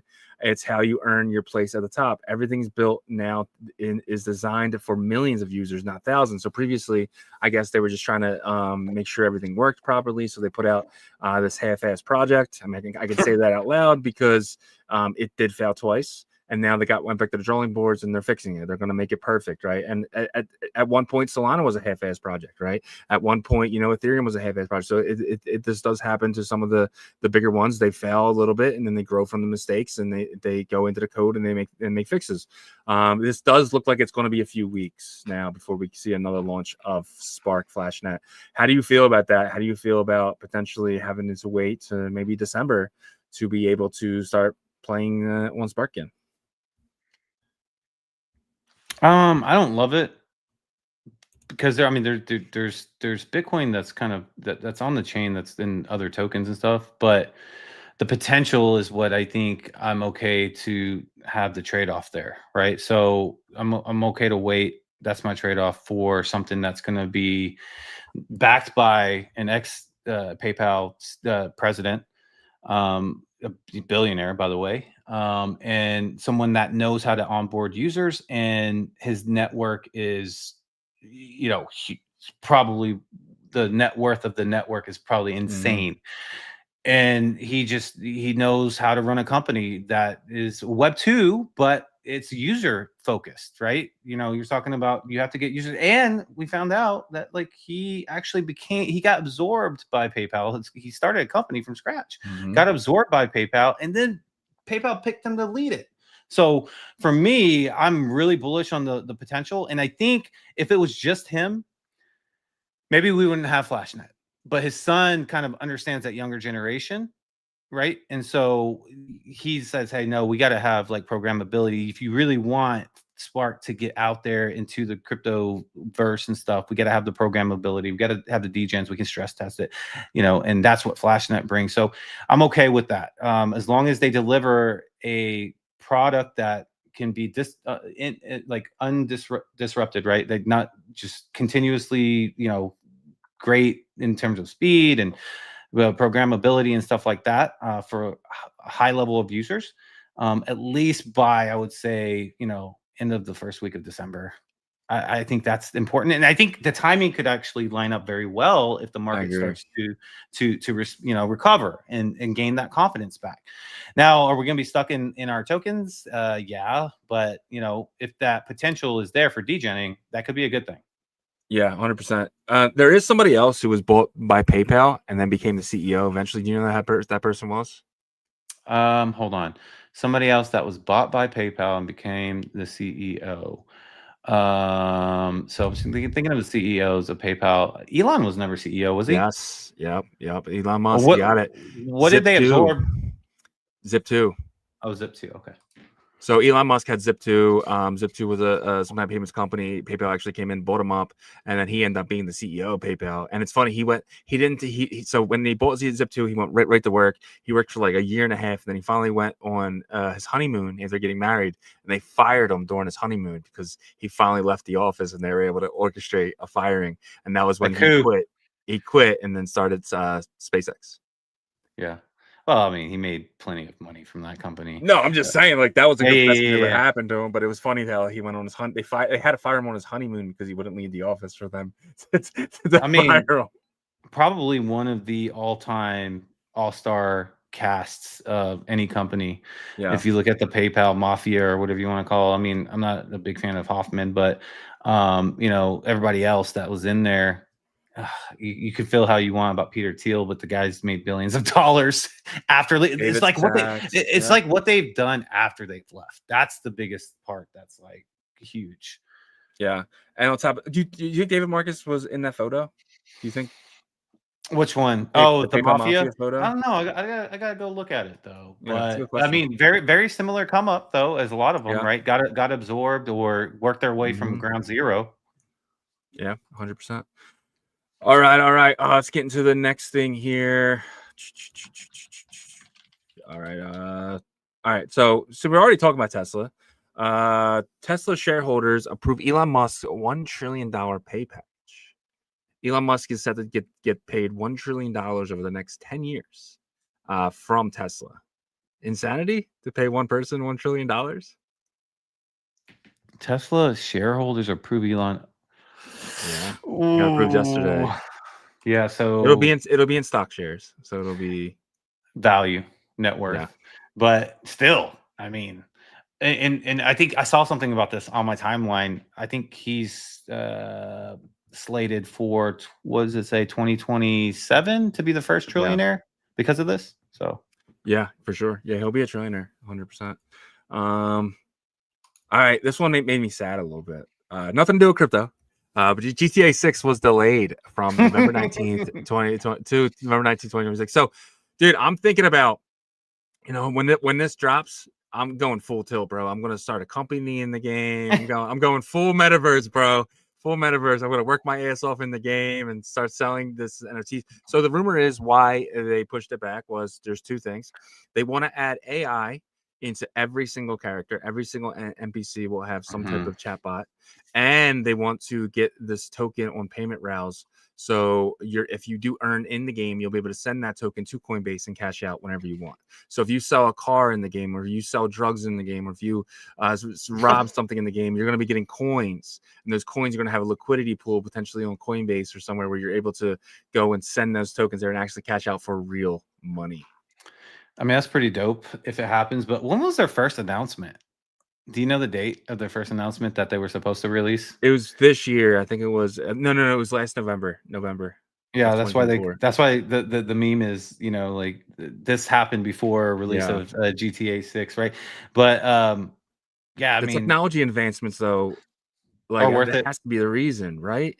Like imagine they put out a game and then 2 years later we have all these amazing games, and they're like, damn, like if we would have just waited and added AI into every single NPC. Yeah, well, I think with GTA 5 and stuff and some other games that are similar, people started businesses if you have your own, like, a server or whatever, right? So, but this would be such a jump up from that. So I remember someone saying they've made like, mid six figures off of their just like revenue from it. Imagine if you had all these like advancements and stuff, probably get a lot of millionaires eventually that's being entrepreneurs through this. Yeah. Well, think about it, right? So someone who wants to put the time in, let's just say, and you're working, you're building up all these cars and stuff, and you start posting these cars, and someone like who has a 9 to 5 who just wants a nice car, they're willing to add $10 to the game, right? And then just buy that car because they don't want to put the hours in that it took that person to kind of go around and unlock these achievements to get these stuff on this cars. They just want to have the car, right? I feel like that is how the economy is going. You're going to have these worker bees that are just in the game and grinding. Then you're going to have your normies who come in and they just want to play the game and have fun. And I feel like everyone's going to be able to make money in the game because you're creating a coin out of thin air, but you're giving that coin value because you're adding it to a liquidity pool, right? So I don't know, man. I love this. And what Rockstar can do, they can take $10 of each game sold and add that to a liquidity pool. They sell. The rumor is they're going to sell 10 million copies. That's potentially $10 million that can go to this liquidity pool in the early days. Yeah, and they probably realize that they can. I hate to use the term nickel and dime, but they can make more through these type of rails, and with the Web3 space than they could with the other markets. Which I think that with them it was like, it ain't broke. Why we need to fix it? Because we're making billions of dollars anyways, or whatever. But now it's like that can even be amplified, right? Because with this new way of doing it, like you can really, it's. I don't think people realize until like there's liquidity, like pools and liquidity availability and stuff. Like if they strategize as a business, like there's so many different ways to where they can pool in revenue. No, 100%, dude. And the marketplace fees, dude. Think about that. I go, I build this car out. It takes me like 2 hours to build this car up. I've listed for $5. Somebody comes in for $5. They buy. I get, you know what I mean, 20%. So it's 20%. Like, to me, it's insane. So. Yep. And Superfan, just on that topic real quick, he said UGC in games was the Web3 narrative of the past, but big game studios were afraid of crypto. Maybe we're finally getting it via Rockstar, which, to your credit, you did say it has to be a Web2 company brand that sets the stage first. And then, developers can kind of come from the native space and try to one-up them, because the challenge is now set. You've seen a successful roadmap. Yeah, 1,000,000%. I still believe that Web3 gaming has to come from that side. It has to come from Amazon Games. It has to come from, the Rockstar, right? I think that's the only way it's really going to succeed. You need a good game.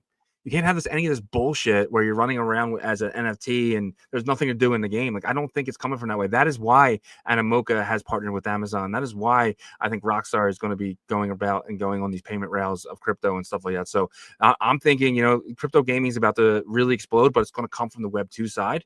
And then it's them entering the Web3 area, and then potentially maybe buying up some of these Web3 companies, right, that already have the rails already in place and stuff like that. I can see something like that happening, where you see potentially, I don't know, EA Sports or something going in and buying a Web3 gaming company just kind of dumping it all out and just using the payment rails that it has already spent time with and created, depending on if it's a chain or not.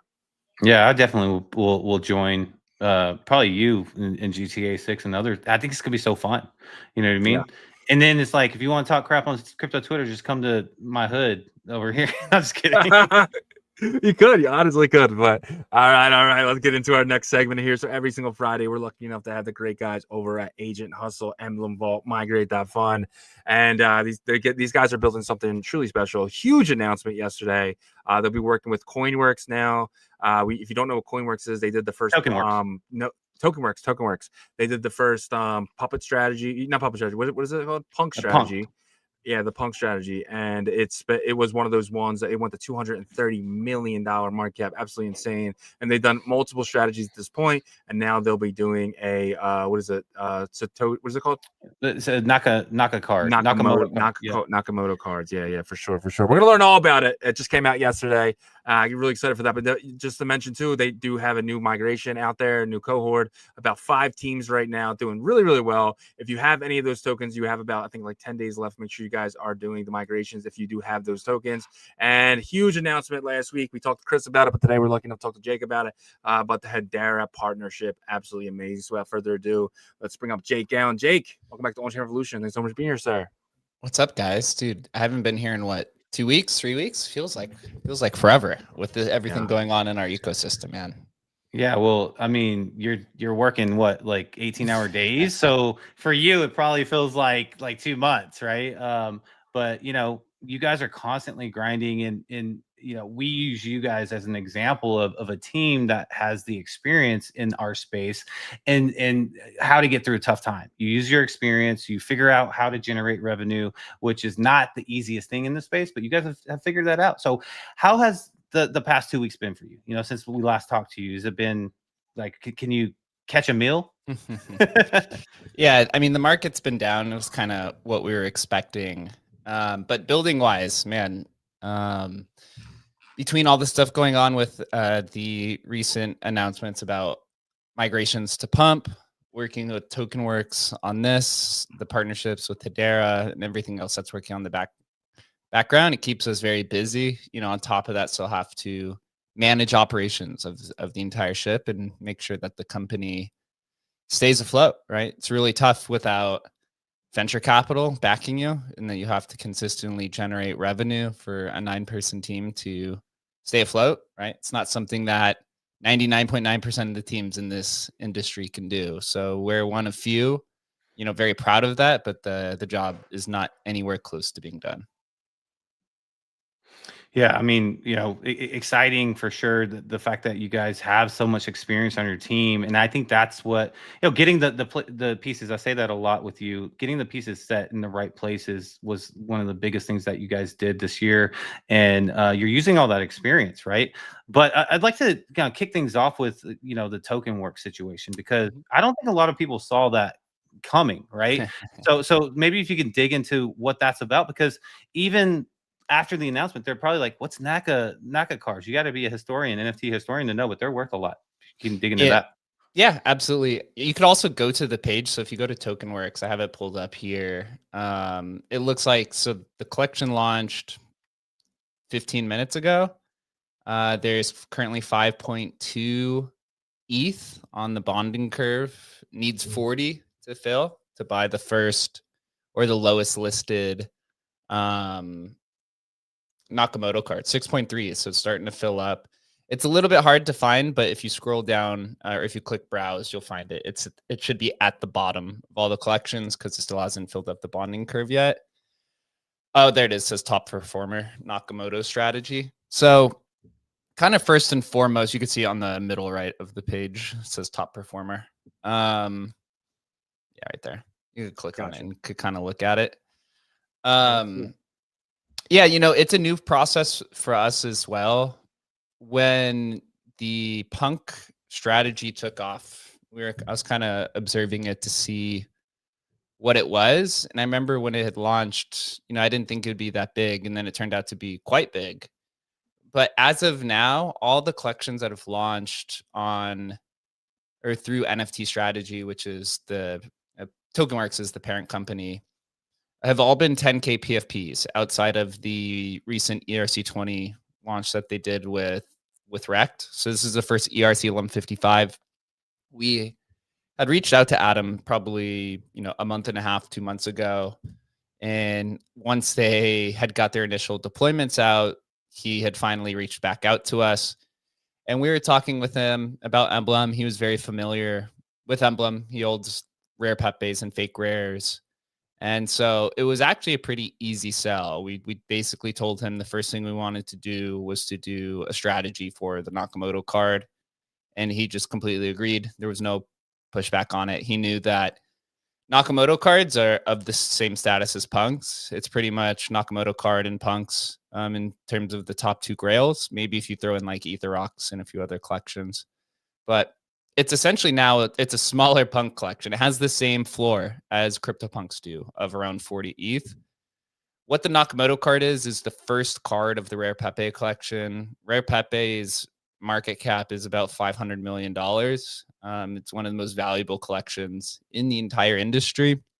It's on Bitcoin, was created in 2016 through 2018, as you can see there.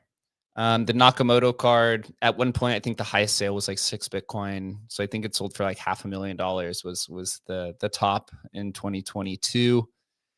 And we're testing out the first ERC 1155. But really what this opens up the door to is not just the Nakamoto card, but any NFT collection from any chain can have a strategy hosted by TokenWorks. We have seen strategies attempted on Bitcoin through ordinals. I think it was the monkey strategy or node monkey strategy. They did it of a different type, as well as there have been some attempts on Solana, but none of them have seemed to get any traction. So TokenWorks is really the home. And as Emblem, as we've been pitching and talking about for 5 years now at this point, that, you know, the fate of all NFTs is going to be cross-chain, especially for Bitcoin NFTs. And we already see that happening on the Bitcoin ecosystem with runes, right? All the runes are now trading in different ecosystems. For some reason, people are kind of holding out for that not to be the fate of NFTs on Bitcoin. But, you know, the rare pet-based community is smart, and they've been ahead of the trend for 5 years now at this point. And so we're excited to see where this goes with Nakamoto strategy. Really, it's kind of new, has a little bit of a slow start right now compared to the rest. But I think a lot of people are really trying to figure out what the hell it is, as well as myself.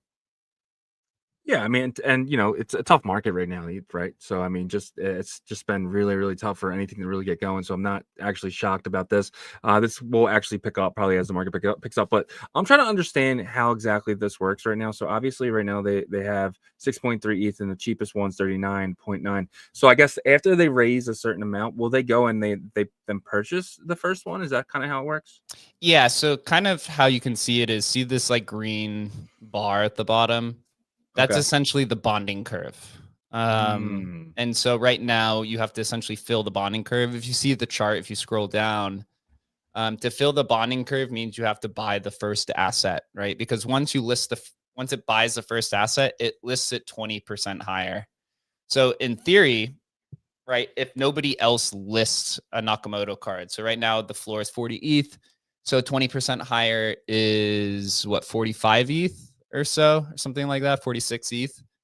So then it makes if it purchases its own Nakamoto card, right, then it takes those profits and actually burns the Naka ERC20 itself. So it has deflationary economics or tokenomics, and then it continues to hold its own rare Pepes itself. So, you know, the question is, what's the utility of the token? Or maybe it doesn't buy can't buy the card from itself, but it will buy the next previously high one. So it has these kind of flywheel effect to it. You know, the real question is, you know, is there utility for it? Is there not utility? We've seen a handful of teams, or at least as I've been exploring, there's been a handful of teams who have used the utility in some way. I know, like the Goblin strategy, they take the profits. So there's a 1%, tax, I guess. Or here, let me kind of backtrack. When you purchase Naka, the Naka strategy token, there's a 10% token tax on it. So the token itself trades very similar to NFTs as well, right? Because if you're buying and selling, well, if you're buying on the bonding curve, there's a bigger tax, but afterwards, there's a 10% tax. Of that 10% tax, 1% of that goes to Emblem, to our team. Another 1% of that goes to buying Punkster, which is the Punk strategy token. And the other 8% goes into the treasury to buy the lowest listed Nakamoto card itself. And then if it buys the Nakamoto card, it'll list it 20% higher than what the purchase price is. So you could see here, the cheapest rare Pepe or Nakamoto card is 40 ETH essentially. So if it buys that one, it will relist it 20% higher. And then if that Nakamoto card gets purchased by somebody, then those profits go into buying the Naka strategy ERC20, and it'll burn a portion of it with the profits. So like with the Punk strategy token, they've burned over 5% of the supply already because of the frequency. Wow. And I think it also holds like 40 CryptoPunks at this point in time. This will be interesting because there's only 298 Nakamoto cards. Only 88 of them have been vaulted. So essentially you're saying kind of how I see it, it's like very similar to a punk strategy, but it's only 1% of the supply currently. Things I'm looking for to see is, does this lead to, or once it fills, if it fills, does this lead to more Nakamoto cards being vaulted because of the flywheel effects? You know, will the token be adopted in any capacity for any types of utility, right? We could do something like from the emblem side, which we're considering is using the Naka strategy ERC20 to pay for vaults is something that we can adopt. But it's going to take, you know, a full community for it to find adoption, or just wait until the market comes back, right? Because what we saw last time is all of the strategy tokens were all pumping at the same time, and they would all pump 50, you know, 100% at a time. So I suspect when that does happen, people will come back. I purchased some of this because I'm also kind of experimenting. As next week, Adam and I are going to go on the Ordinal show to talk about it. And there are some Ordinal collections that have already reached out to us before we even launched this about doing the same thing. So it's a good experiment for us to kind of understand how it works. It's good for the Pepe community. It's good for exposure to Rare Pepe and the Nakamoto card itself. And I think the strategy kind of implementation is the most important thing that's happened to NFTs in the last year, or at least it's the most fun that's happened. And it can allow artists to tokenize their cards. So for example, kind of final point here, if I'm a fake rares artist, which is kind of the newer version of Rare Pepe that has 18 series at this point, you can create one of these for your own fake rares, and then you can adopt the token itself. You'll get the 1% fee on all ERC20 swaps. Emblem, right? Emblem will get the minting fees, and then you can adopt that token into your ecosystem around your fake rares and push the price up higher. So at the end of the day, kind of what I see these strategies are is just another buyer on the market at the end of the day, but it's more of like a collective buyer that has on-chain automation more than anything itself. Yeah, man, this is actually huge too, because this is something that I've always kind of wanted. A way to get exposure to CryptoPunks without having to put up 100K or 200K. You know, exposure to Nakamoto's cards without actually having to put up, you know, 40 ETH in this instance, right? So this is actually giving the smaller investors actually exposure to some of these bigger projects, and this could be something huge for investors as well, because a lot of investors as well, you know, they'll get into these exposure assets, these you know, you can ride the train without actually going all in on some of these assets. Yeah, so I put 1 ETH into it when it was like almost right at the beginning.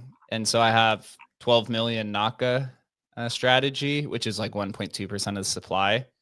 The current value of it is, just because I'm also learning as well, the current value of it is actually only $1,200 because you're buying on the bonding curve. So effectively, I put, what's ETH? $3,000. So essentially, I put like $3,500 into it to get 1% of the supply. So in theory, it means that once it hits a market cap of 400K or 300K, then I'm essentially in profit, right?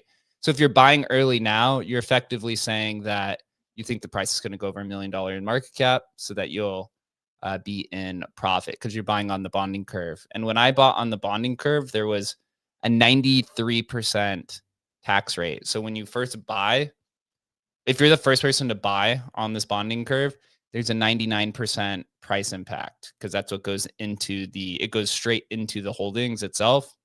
And then as it gets closer, as that green bar fills, then the tax is less, right? Because you're getting higher up on the bonding curve, which means that you actually get less tokens. But then once it fills, then it's basically linear. So they introduced kind of this combination of like the pump fund launchpad ecosystem, but the profits from the bonding curve, instead of going to pump fund, go into this treasury, and then the treasury buys the tokens.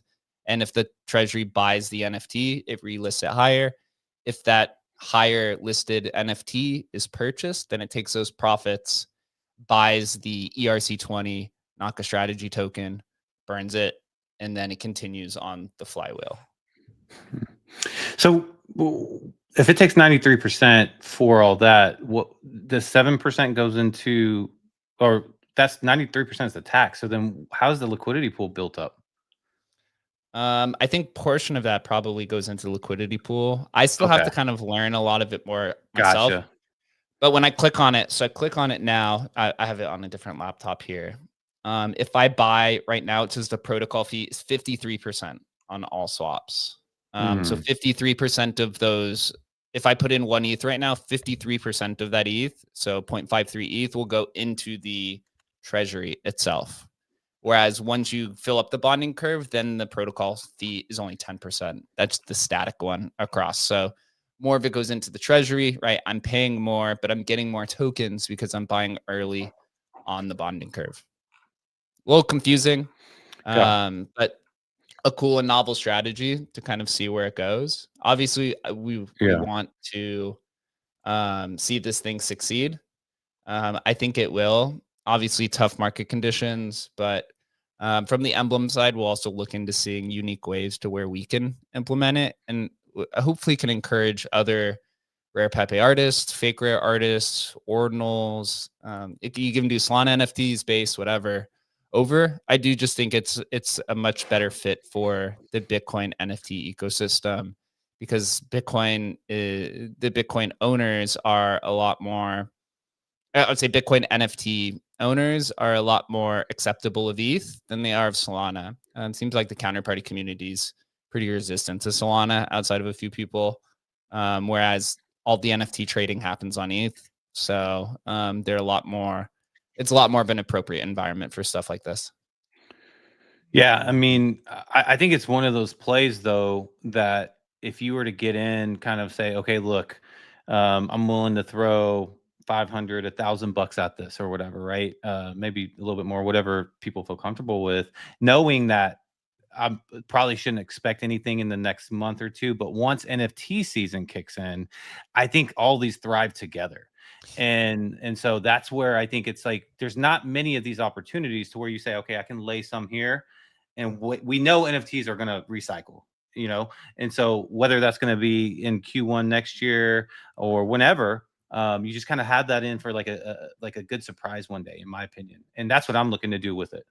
Yeah, that's kind of my theory. I mean, because if you have a 10% sell tax, right, you effectively have to treat this like an NFT, and you have to go into this saying that you're going to hold it long term, and you're kind of speculating that there will be more volatility in the future at some point in time. So, yeah, I buy it as a holder. I mean, I'm a long-term holder regardless. I've flipped NFTs for a little while, but it was not as fun as just holding long term, and I've been kind of that way my entire life. So this is a perfect thing for me to experiment with, to hold, and we'll find ways from the emblem side of things to figure out how we can offer some utility, right? Pay with vaults, different things like that, as we do ramp up a lot more emblem vault activity. Because I don't know if people saw, but we actually integrated X402 into emblem vault. Well, Shannon did. We have a lot more things there. One of our migrating teams is called Pay AI, which is, I think, the most popular X402 token out there. So we're working with them to figure out ways that we can combine, and where they can be one of our facilitators of the X402 payment rail, which then allows AgentHustle to charge for his services. Like you could take AgentHustle. We've been talking with Virtuals for a few months about this. Virtuals is building a agentic marketplace, which is kind of, I think, where the next iteration of agents go. It's essentially you have an agent and you can sell your services, but agents can't sell their services through the Swift program, right? Through Swift, right? They don't have a bank account. So essentially what they'll have to use is X402, which is essentially like the Swift for AI agents. So people could just come to AgentHustle. They can ask for token signals, or another agent comes to Hustle, says, hey, I need token signals. And then they just charge for that one cost, and they don't have to have a subscription. So it's a much better model. And for Emblem Vault, this allows any agent to basically open up an account with X402 integrated immediately. So if I'm a freestanding agent, effectively you would just come to Emblem Vault and you just create your own vault. The agent can do this all autonomously, and it has X402 already integrated into it. So pretty cool stuff. a lot more stuff coming out of Emblem Vault next year. Yeah, it's absolutely insane how you guys are able to do everything, right? Like, you know, obviously AgentHustle, MigrateFun, you know, now you guys have this partnership with TokenWorks. So it's just one of those things where what is like, you know, your everyday focus right now? Obviously the migrations are probably leading up. I did see you say something recently about in one of the spaces about Pump Fund. Could you actually get into that a little bit with the migrations? Yeah, that's the bigger attention vehicle right now. So when we launched MigrateFun, we reached out to every major team, right? Meteora, Pump Fund, Radium. Radium was the first one to respond to us. They saw the vision. They brought in Bonk Fund. Bonk Fund brought in tons of business, tons. And they've been both of them have been great partners so far. But we've attempted to maintain our stance as being a neutral third-party migration tool, because if we're not going to do that, then somebody else is going to, right? Obviously, we have the skills and the traction and the trust of everyone, because we've now completed 15 migrations. There's another 5 that are currently happening right now.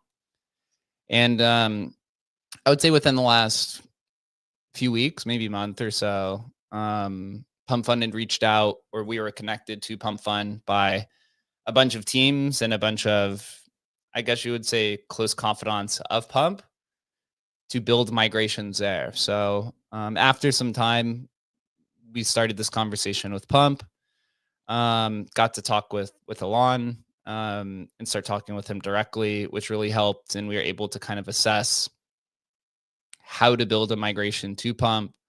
When we built the migration to Radium and to Bonk Fund, we built the migration straight to the LP. So we got to bypass the bonding curve. With Pump, that's not possible based off of the current architecture that their system is. So essentially, we have to build a new migration pathway going through the bonding curve itself. So it's added a few new complexities to it, but our development team is very based. We have 5 developers on the team. All of them are extremely talented, especially Sammy, who's our lead dev for MigrateFun. Very, very solid developer, especially on Solana. So we've built this new migration pathway, which I can explain in detail. It's kind of technical, but essentially how it works is similar migration setup where teams will set up a migration. Users will come, and there's no change to the user experience. Users will come to the site, and they will migrate their tokens. They will come back to the site and claim their new tokens. The only thing that changes is the actual implementation, where we effectively take all of the recovered Solana and we'll put it through the Pump Fund bonding curve. And we basically buy out the existing bonding curve, as well as take the remaining Solana and buy the tokens up to the previous market cap to where it needs to be.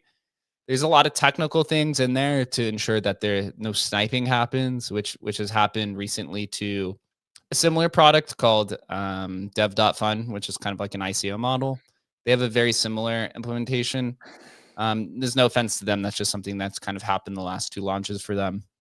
But we talked with some teams who were involved in sniping on Solana, as well as on-chain market makers, to understand what's the best way to go about this. And they gave us a lot of very solid advice on what to look for, because there is a gigantic sniping network on Solana.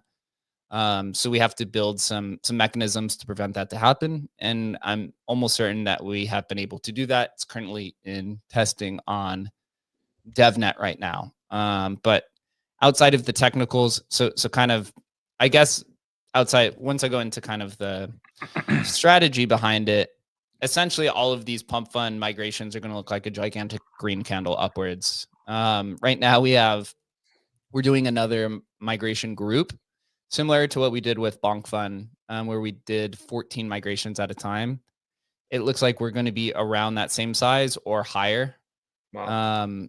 With some very large teams. I think the largest market cap right now is around 30 million. Some very deep liquidity for some of these. I think the combined liquidity is close to 10 million, which will be about double the size of the last group. a lot more exchanges involved this time around. We have chats with Binance and HTX, pretty much every single major exchange, because some of the tokens migrating have 15, 20 exchange listings. So it's a very strenuous process, a lot more work. I'm very proud of our strategy team, myself, Chris, and Adam, for dealing with the exchanges. That's probably the most complicated process of all of it, outside of the technical development of it. And the goal would be to do this soon. You know, it's definitely going to happen this year. We'll be releasing dates here in the next few weeks or so on when that is going to happen, and just making sure that we're coordinating everyone together. But Pump's been awesome. They seem to be going very heavy into the ICM experience, which was kind of funny because when we migrated to BonkFun, most of the projects migrating away were utility projects for the most part. Right? It was like 60% utility, 40% memes. This migration group is probably like 80% utility projects that want to migrate over. And they've been great so far, and I'm excited to work with them. Yeah, I mean, you know, I think that the fact that you guys have been able to be in this neutral stance was the best thing that you guys could have done, right? Because at this point, first of all, you want to be that if you're a third-party servicer. You don't want to favor any side or the other, and you just want to perform the service that you guys are best at. And so that's amazing. Also, really catching Pump Fun on this a little bit of a pivot, right? Going towards the ICM, huge, because no one has been able to really perfect that. And I think they have, you know, the team that can maybe do that. We'll see if that happens. But I'm curious about, like, you know, I guess, you know, the Pump Fun kind of experience so far comparative to, like, you know, the first cohort. Is it very similar in terms of walking these teams through the, you know, step by step? And what has that been like working with the teams? Yeah, for the teams, it's the same thing. For us, it's just the different implementation of going through the bonding curve versus not. So there's a lot more technical experience and professionalism that's required from our side of things. But from the teams, there's no difference really. But we do have to inform them that, hey, this is going through a bonding curve, right? This is the first time we're doing this. So a little bit of a different change, but you know, we're rigorously testing it to ensure that there's going to be no issues. But the teams that are moving, I would say a lot of teams from Believe app are moving. There's been, like, I think 6 or 7 announcements already. We have, like, maybe, let me pull up my list here. We have 18, 17 teams confirmed. I think there's been 1, 2, 3, 4, 5, 6, 7 announcements so far. So there's 10 that are still kind of waiting. And we still have another 5 to 10 calls to go. I think between Adam, myself, and Chris, we've been doing 5 onboarding calls per day for the last 5 or 6 business days. So it's been a big flood of interest. This was kind of very similar to how it was with the BonkFun interest, where we talked with over 100 teams. I think actually this time less teams reaching out, but more teams confirming that they want to migrate now that there's been success on the platform. Also, Pump Fun has a lot to offer, right? Being the top ICM project on Pump, I think, has extreme amount of value. And I think a lot of teams are aware of that, as well as the Pump Fun's new creator reward system, which is like a descending swap. It has descending swap fees based off of the increase of market cap. So the higher the market cap goes, the less the fees you get. But if you sit under a $1 million or $5 million market cap, if you sit under a $1 million market cap, you're making 1% on every swap. Once you get up to 30 million, then it gets to the standard 0.3%. And so for small builders who have yet to kind of take off, I think it's very attractive to a lot of people, as well as the kind of social support with the highlight. Same situation though with BonkFun and Radium. You know, Pump Fun doesn't tell us their operations, probably for the best, to be honest. So we don't know exactly what their strategy is. Which is probably better, because I don't want to be the person who leaks things that are very important. But they do tell us, we have had a few calls on, you know, what's co-marketing look like, what's the expectation, and there will be attention on the migration itself. And I know they have plans for the projects that complete the migration, right? But from an operator like Pump, right, who's the fastest company to ever generate $100 million, probably will be the fastest to generate $1 billion. They have to be very particular in the way that they go about things, right? It was the same exact experience with BonkFun. They have a lot of reputation, big partners. They have to go about things in a certain type of way. And so for us, we have to respect that, and which is completely fine. For us, it's all about the teams migrating, regardless if we're working with Pump Fund, if we're working with Radium or Bonk or Meteora or XYZ Launchpad. For us, it's all about the teams migrating and ensuring that everything that they are requesting is met, or at least we can give them advice on the different direction to go, and ensuring that they feel comfortable. Because a lot of these times you have to talk with these teams 3-4 times on calls before they see it completed, because there are a lot of questions. But what we did is we really created an industry. Believe app has built a migration tool. They're probably going to offer migrations to their ecosystem. The Slurf team has their own migration tool, as well as we see some teams that are just doing trust me, bro migrations, where it's like, hey, send your tokens to this wallet, I'll sell and send you back the new tokens. Have seen a lot of rugs in that situation, so be very careful about those type of migrations. But the question now, I guess, is how large can this market be? How large is the potential, market cap size of migrations itself?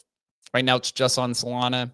I suspect Base will probably be in a similar situation a year from now, with more locked liquidity, launchpads, virtuals, Clanker.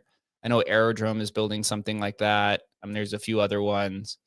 And we're just going to continue to go wherever the business is. And right now, the business is moving to Pump Fund, and we are going to be a neutral third party. A lot of times it's pretty difficult because you're kind of in this Bermuda Triangle of competition between Pump Fund, Radium. So Radium's partnered with Bonk. You have Pump Fund and Pump Swap, and then you have Meteora and Jupiter that are partners. And Moonshot is also over there as well, right? So it's easy to get lost in the tensions. It's easy for other teams to say, hey, why are you doing business with these people, right? There are competitors, as well as MigrateFun can bring business to these different AMMs, could also take business away.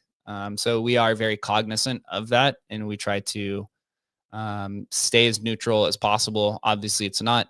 But for us, the best way to go about it is, regardless of who we're partnering with, the clients are what comes first, and whatever the clients want is what the clients will get. Obviously, for referrals and things like that, we stay true to who brought in the business. We have no intention to take business away.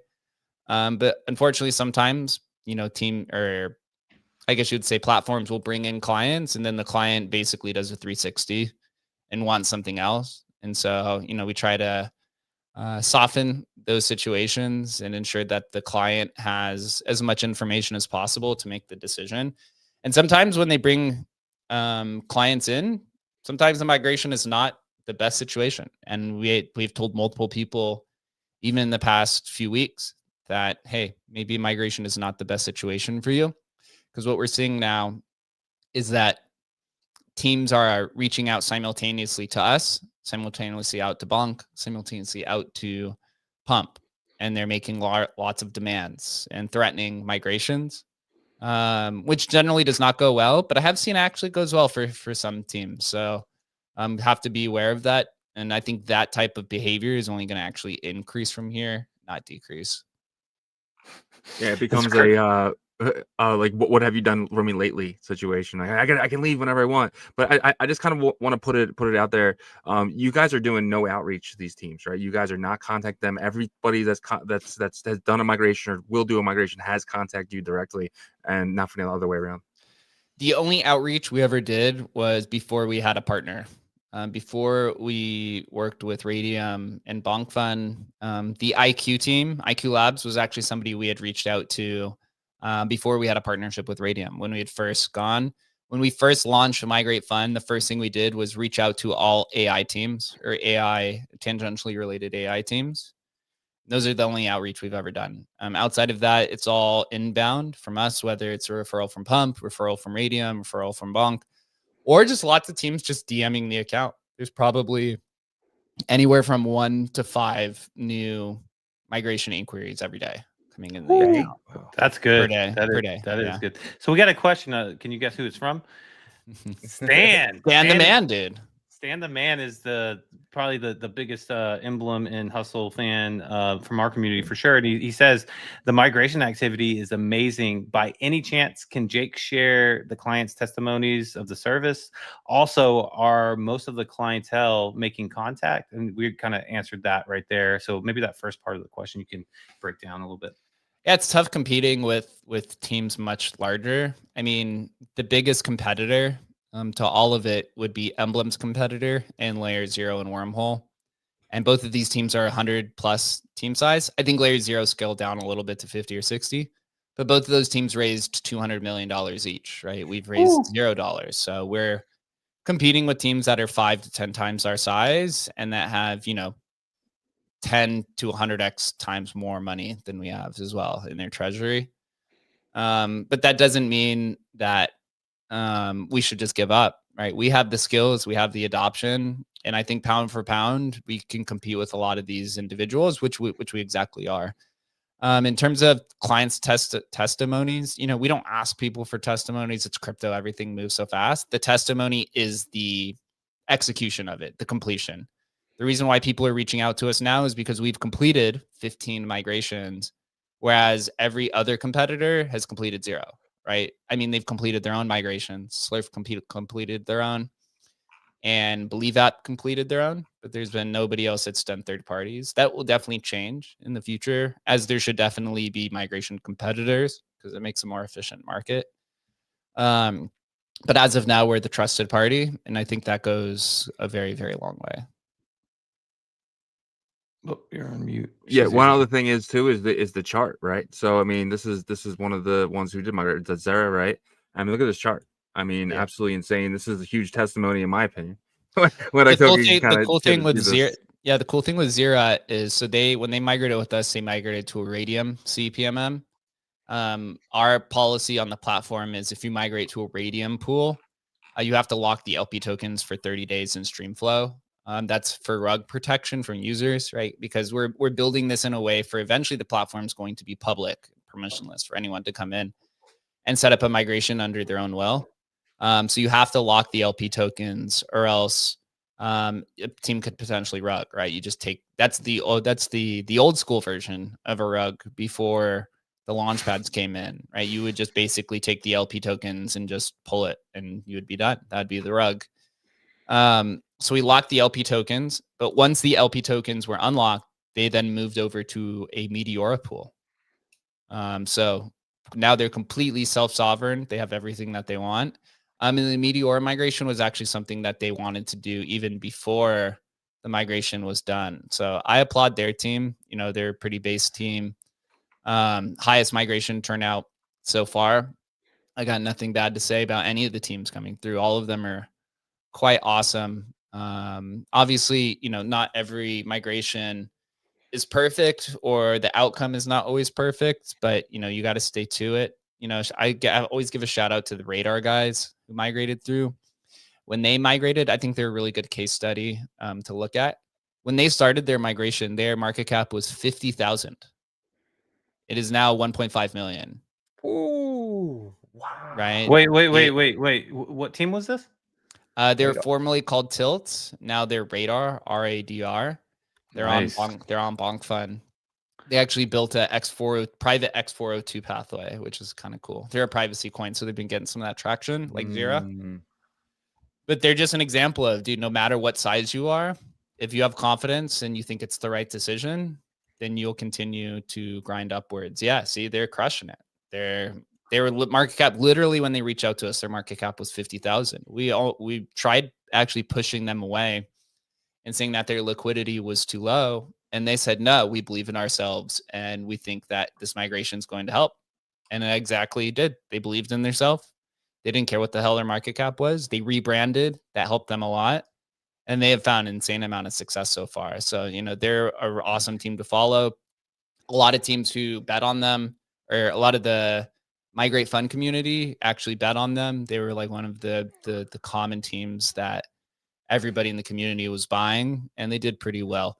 We have a policy within our own team to not buy any of the tokens that are migrating during the migration. We have it where you can buy the token after the migration is done, but during it, there's we take a hard stop tolerance on that. So unfortunately missed out on some of those gains. Obviously the company profits from it, but excited to see them grow as well. Also, it looks like the Naka strategy is now at almost 9 ETH in the treasury, so about 25% full in the bonding curve. So will be cool to see how this grinds out over the weekend and here into the future. Yeah, man. Exciting stuff right there. I felt like you just dropped two like passive aggressive exciting things just now, because I was like honestly I was like, okay, planning already like when I'm gonna get into the Naka pre-body curve. But yeah, man, I mean, you know, that was testimony in itself right there. I mean, honestly, with that second team, and kudos to you guys, because I mean, you know, I think maybe you had a perspective of like, look, I mean, not super excited at first because the liquidity was so low with them, but you're like, hey, you know, they believe in themselves, why not? Let's do it, you know, and it ended up being a success story. So I love that. I do want to hit on Hedera and the integration with Hustle over there and EVM plans, if you don't mind. Could you talk about what that experience has been like so far? Maybe some things you're excited about with Hedera and the other EVM environments. Yeah, Hedera, they've been an awesome partner. They believe in what we're doing. We believe in what they're doing. You know, they're in a similar situation of like Emblem and a lot of these other kind of hard to reach chains. Like Hedera is a DAG. It's not a blockchain, but it's EVM compatible. So anyone who interacts with the Hedera on-chain ecosystem, you have to go download a new wallet, right? You have to learn the whole thing.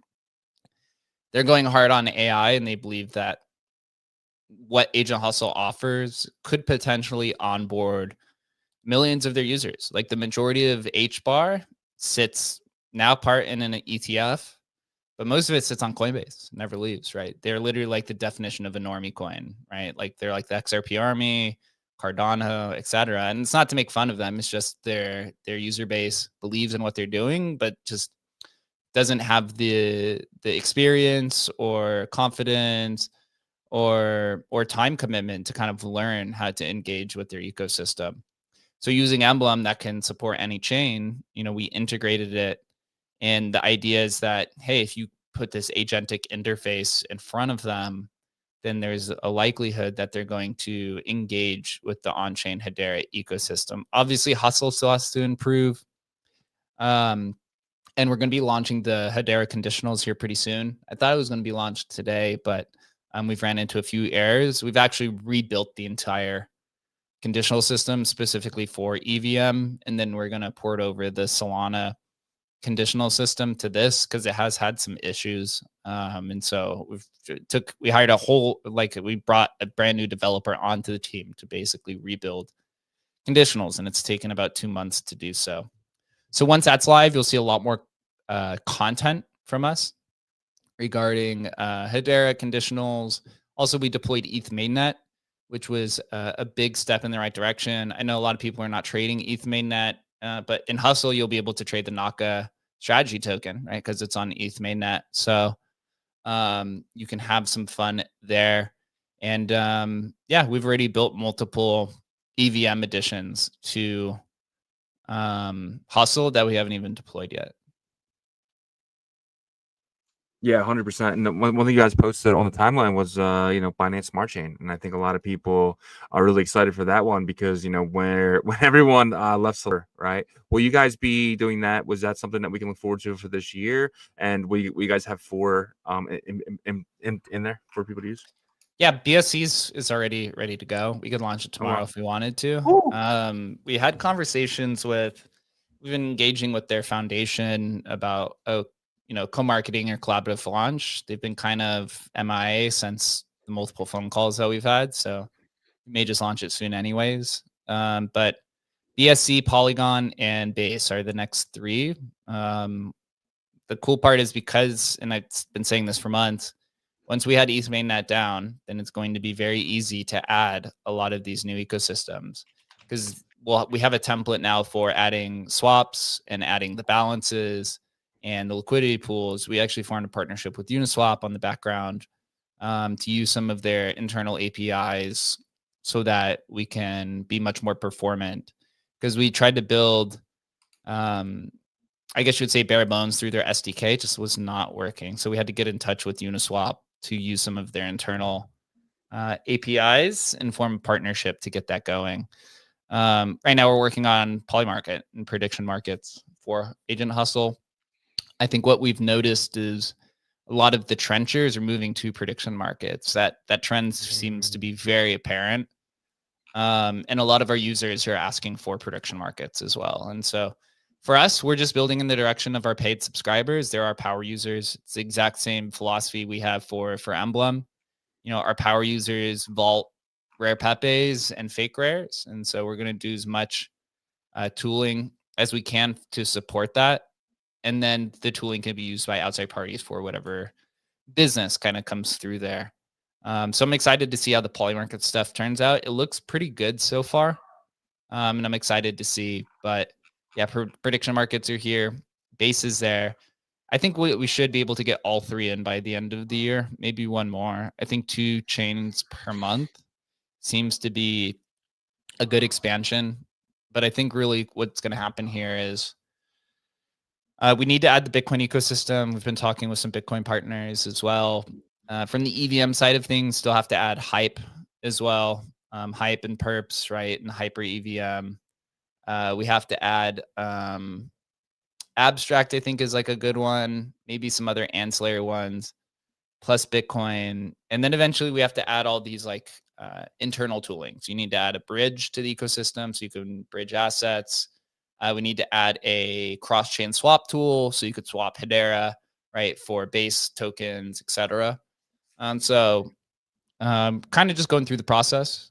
AI agents, the market itself is down like horrendous. If you look at agents.cookie.fun, you'll see that even Banker, who's leading, is like barely at a $30 million market cap. Obviously, Hustle's down to a $4 million market cap. So that sector is taking a massive beating. But what is very, I guess you'd say what's positive is that X402 is taking off. And X402 is just a feature of the agentic economy, right? You'd think of agents and like Hustle is like the main thing, right? You have Banker and Hayanon and Griffin and Wayfinder and stuff. These are like the main products, right? You call them the generalized agents. And then X402 is just a feature of it. So eventually all of that will flow back to the main products. But right now it's in quite a deep correction. And it's pretty pronounced as well. Obviously, a lot of the non-believers have left. A lot of the market conditions is hurting a lot of people, unfortunately. We had a few people in our chat even this morning that was saying they were going to take time off from the market because they've just gotten completely beaten from it. Obviously, right, if market conditions were good, Nakamoto strategy would probably be like sold out already, but that's never really scared us away. And we're just going to continue to build day in, day out, no matter what the market looks like, no matter who our partners are or not. But it's awesome that we have traction in all three angles. Emblem Vault with token work strategies, also with X402 and our smart vaults that will be coming out at some point, maybe end of the year, next year, because we are building a bridge for AgentHustle as well. So fungible token bridge. We've got the Hedera partnership and new chain expansions with Hustle, and then obviously the Pump partnership with MigrateFun. So we're cruising on all three products. I mean, doing all the right things, in my opinion, during the hardest time in the market, you guys are creating new streams of revenue. So, I mean, I'd say keep doing what you're doing. But my last question for you is, as CEO, how are you able to knock out these upgrades and updates during these hard times? Like, are you like, do you have a daily meeting? Do you, and you go off your checklist and be like, okay, is this update, complete for Hustle? What's going on with Migrate and that partnership? I mean, how are you handling that? I think being a CEO really comes down to not just leadership, but the practice of leadership. And it means that in times where you have a small team, And in times that maybe you lack resources, you have to show up for effort. And so, being and working 18 hours a day is showing, it encourages everyone else to participate, because hey, if the leader is doing this and getting in the trenches, then obviously everyone else is, but also the willingness to learn something that you didn't know. I mean, beginning of last year, if you go back to January of last year of 2024, no other developer had ever worked on Emblem outside of Shannon. Right. So what did I have to do? I had to literally learn how to basically code, right? I don't know how to code myself, but I had to learn how to read everything and understand the conversation. It's taken about 2 years to kind of have a pretty firm understanding of how the development side of things work in the industry, right? And I'm fortunate that our team as well has picked up on a lot of it. You just have to create a system to where individuals on your team can learn new things, but they have to be able to learn it in their skill variance itself, right? The way that I understand development is not the way that Adam does, it's not the way that Chris does. But if you create a culture and an environment where people want to learn and they want to pick up new skills, then you will create something special. And I think we've seen that this year. I think Adam has probably picked up the most growth potential, or most growth of anyone. Sky, I made a joke yesterday that he's essentially becoming a project manager and not realizing it, so that I can pass that off to him at some point in time. Right. Chris is becoming very skilled as well. And he knows, and for me, it was mostly teaching them how the development side of things work, because if they know how the development side of things work, then they can go under their own discretion and go reach out to people and come up with ideas and such. And so we're positioning ourselves to take some different leadership opportunities beginning of next year and to build that system. And I'm just very encouraged by it all. Obviously for us, the problem at hand is just generating revenue and ensuring that the company maintains profitability and maintains runway to continue growing. And so that's P1. It will probably be P1 until there's a gigantic, or until a lot of these 3 different products and anything else continues to generate revenue in a, I guess you would say, a positive way. But I think that's what's the fun of the game. My entire life, nothing's ever been handed to me. And so I don't expect this industry to do it. If anything, it leaves you out to dry even worse than what the real world does. So with that mentality, and you know that no one's coming to save you in the real world, no one's coming to save us here, we're just going to continue to build and develop partnerships. And one final piece here, I think a lot of teams actually miss that the best time to form partnerships is in a bear market when morale is down. It's much easier to get in contact with a lot of these founders because they're not being bombarded by token holders. Most of the token holders leave. And so this is the time when you go and reach out to people and partners that you've always wanted to go experiment. It's much easier to have that 1 hour long discovery call with somebody when the price is down and token holders aren't, asking when marketing, when number go up, devs do something, etc. To really kind of think through these opportunities. So I recommend any builders out there to really, you can reach out to us if there's a partnership idea, or if there's any partners or integrations that you'd want, reach out to those people now, because you really probably have about a month or 2 left before I think the market resumes. Yeah, love it, man. Absolutely amazing. I just have one final question. So Shannon seems to really be digging into X402.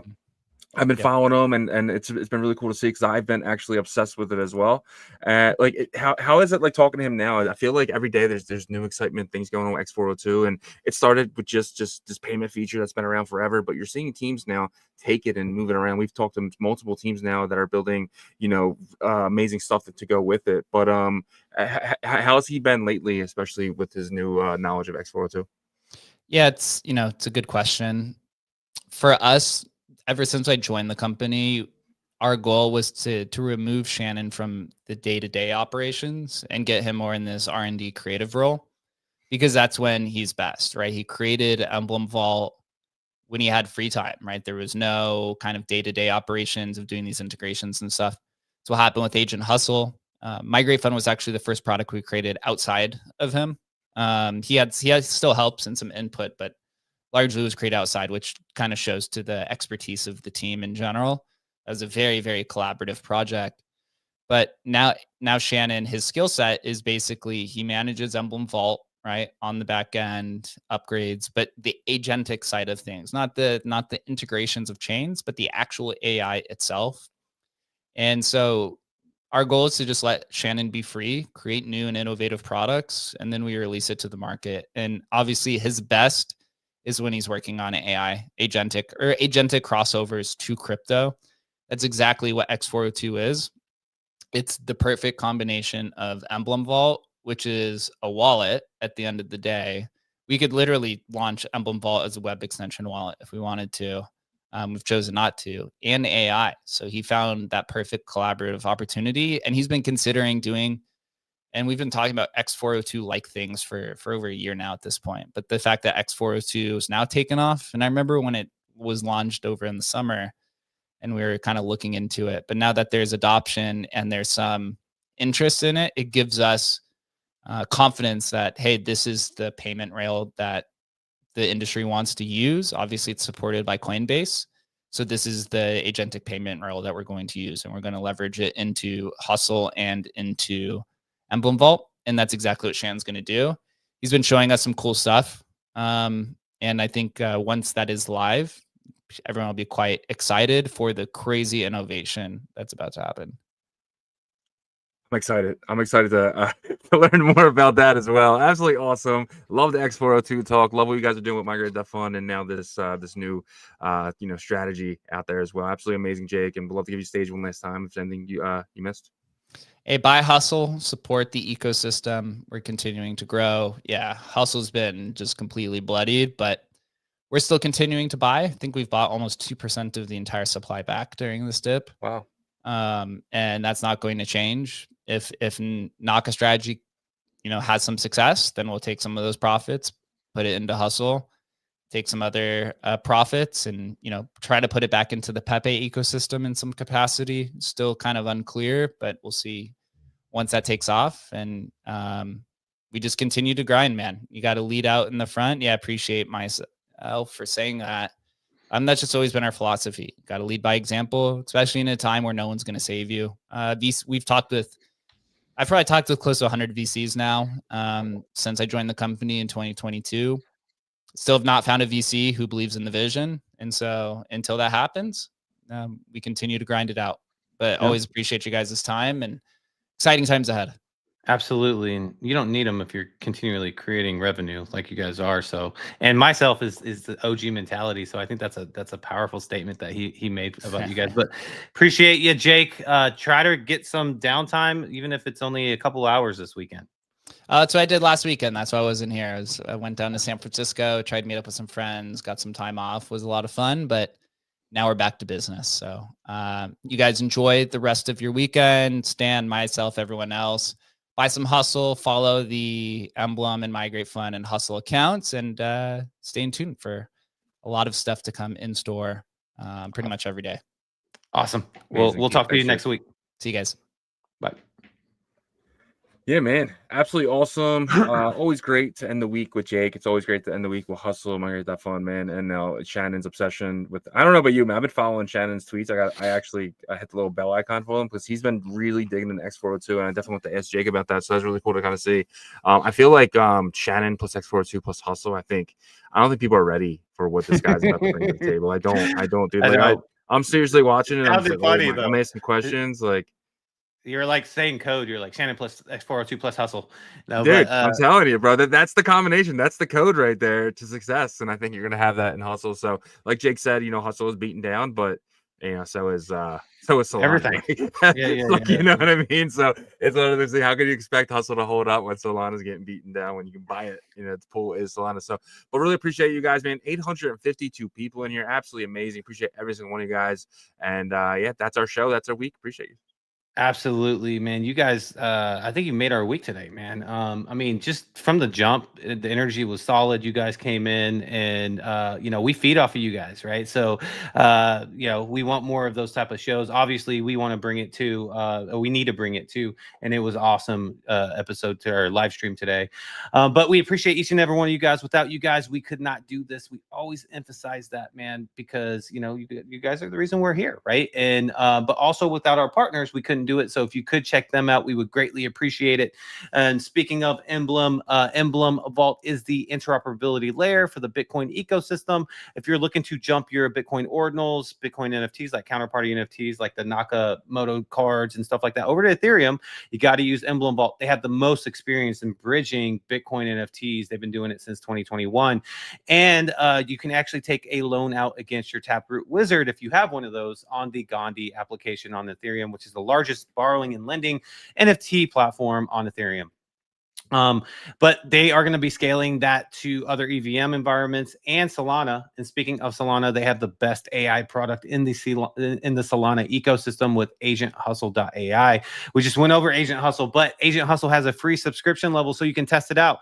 You are limited to prompts and tool sets, but that's why it's free, right? You can check it out, test it out, ask Hustle to find you a couple low cap gems. He'll bring back some options and why he thinks these are solid.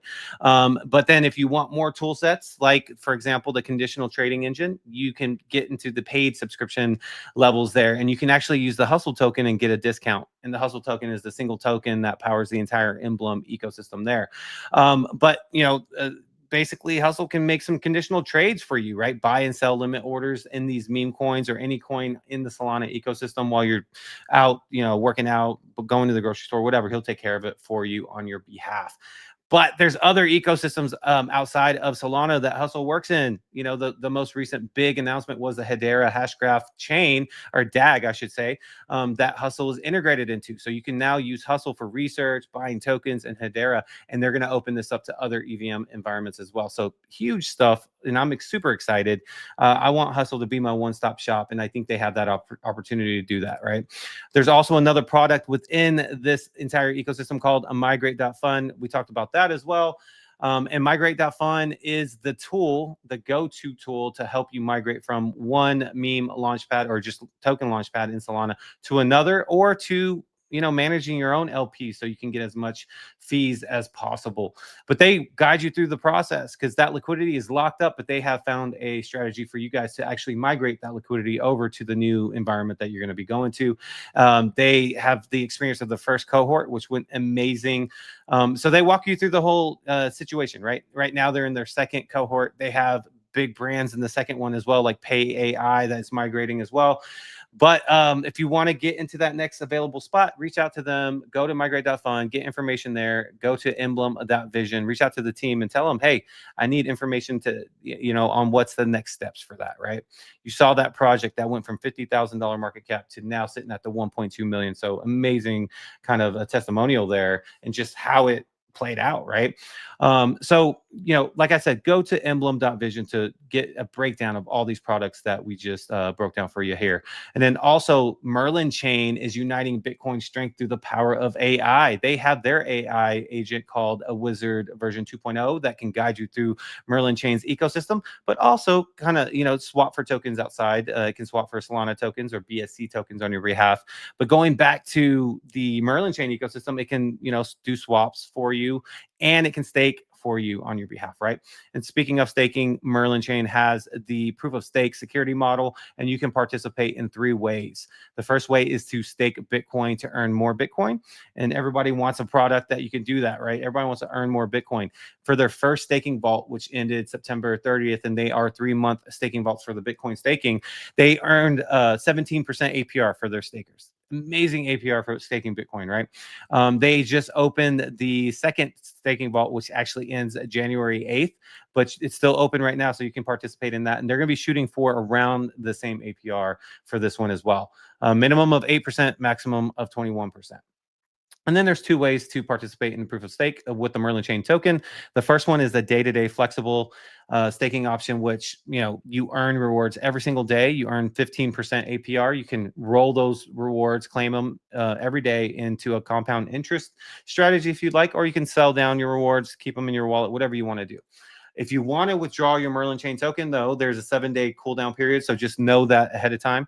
And then the last option is a bonded option, which is a 6-month lockup period. You earn 45% APR when you stake the Merlin Chain token in this one. But you can claim the rewards every single day, similar to the flexible, right? But you can also, you know, roll those into compound interest strategy if you like. or sell them, keep them in your wallet, same thing there. But those are the 3 ways to participate in the proof of stake security model with Merlin Chain. Also, make sure you're following them on X and check out their website, merlinchain.io, so where you can get a breakdown of their ecosystem and what is to come in the near future. Thank you guys so much for checking out our partners. We really appreciate you guys.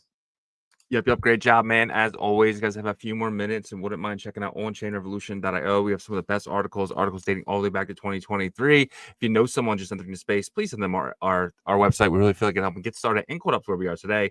Brand new article just dropped this week, Q4 crypto sentiment. You definitely want to be checking this out. It is something that you would really catch you up for the week if you missed out. And on top of that, you know, you want to learn more about X402 or anything we talked about each week. This is the must good place to go. Definitely go here to check it all out. If you guys need a VPN, I highly recommend Nord. I use it every single day. It's my personal favorite whenever it loads up here. All right, so you basically get 3 months free for locking it in for 2 years. I highly recommend you guys do that because you can lock it in for, I think it's like $66. You lock it in, set it, forget it, be done with it, and then you pay $2.99 a month. This will allow you to use things like Hyperliquid, MEXC, and so many others. Definitely want to check that out, guys. If you are interested, right on our website, right on the top there, click it, and it'll take you right to that same page I was just at. On top of that, if you guys need merch, hats, shirts, jackets, and so much more, everything you guys need is right here at onchainrevolution.io. We're going to be adding some new stuff here soon, so definitely check out all this stuff. We really appreciate you guys. Remember, we are live Monday through Friday, 11 a.m. Eastern, 10 a.m. Central, 8 a.m. Pacific, and 4 p.m. UTC. Check us out all week, guys. Until tomorrow. Peace.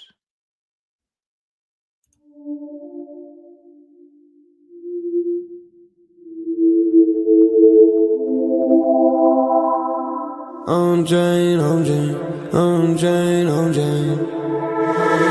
revolution roll call. Market recap. You're not bullish enough. No. You're not bullish enough. No. Look at the price go. Bitcoin control. Why you still coping? Price action rolling. Don't fall for bear trap. Swapping indexes and putting it up in the sex. I can take profit right now. OnChain is where I be now. You can never look back. They don't want you to know. How do the market react? Fear and greed gotta adapt. Now we bridging the tokens and marching the network right now. You know how crazy we are. Nookies are savages now. They know how crazy we are. Chain abstraction, main attraction.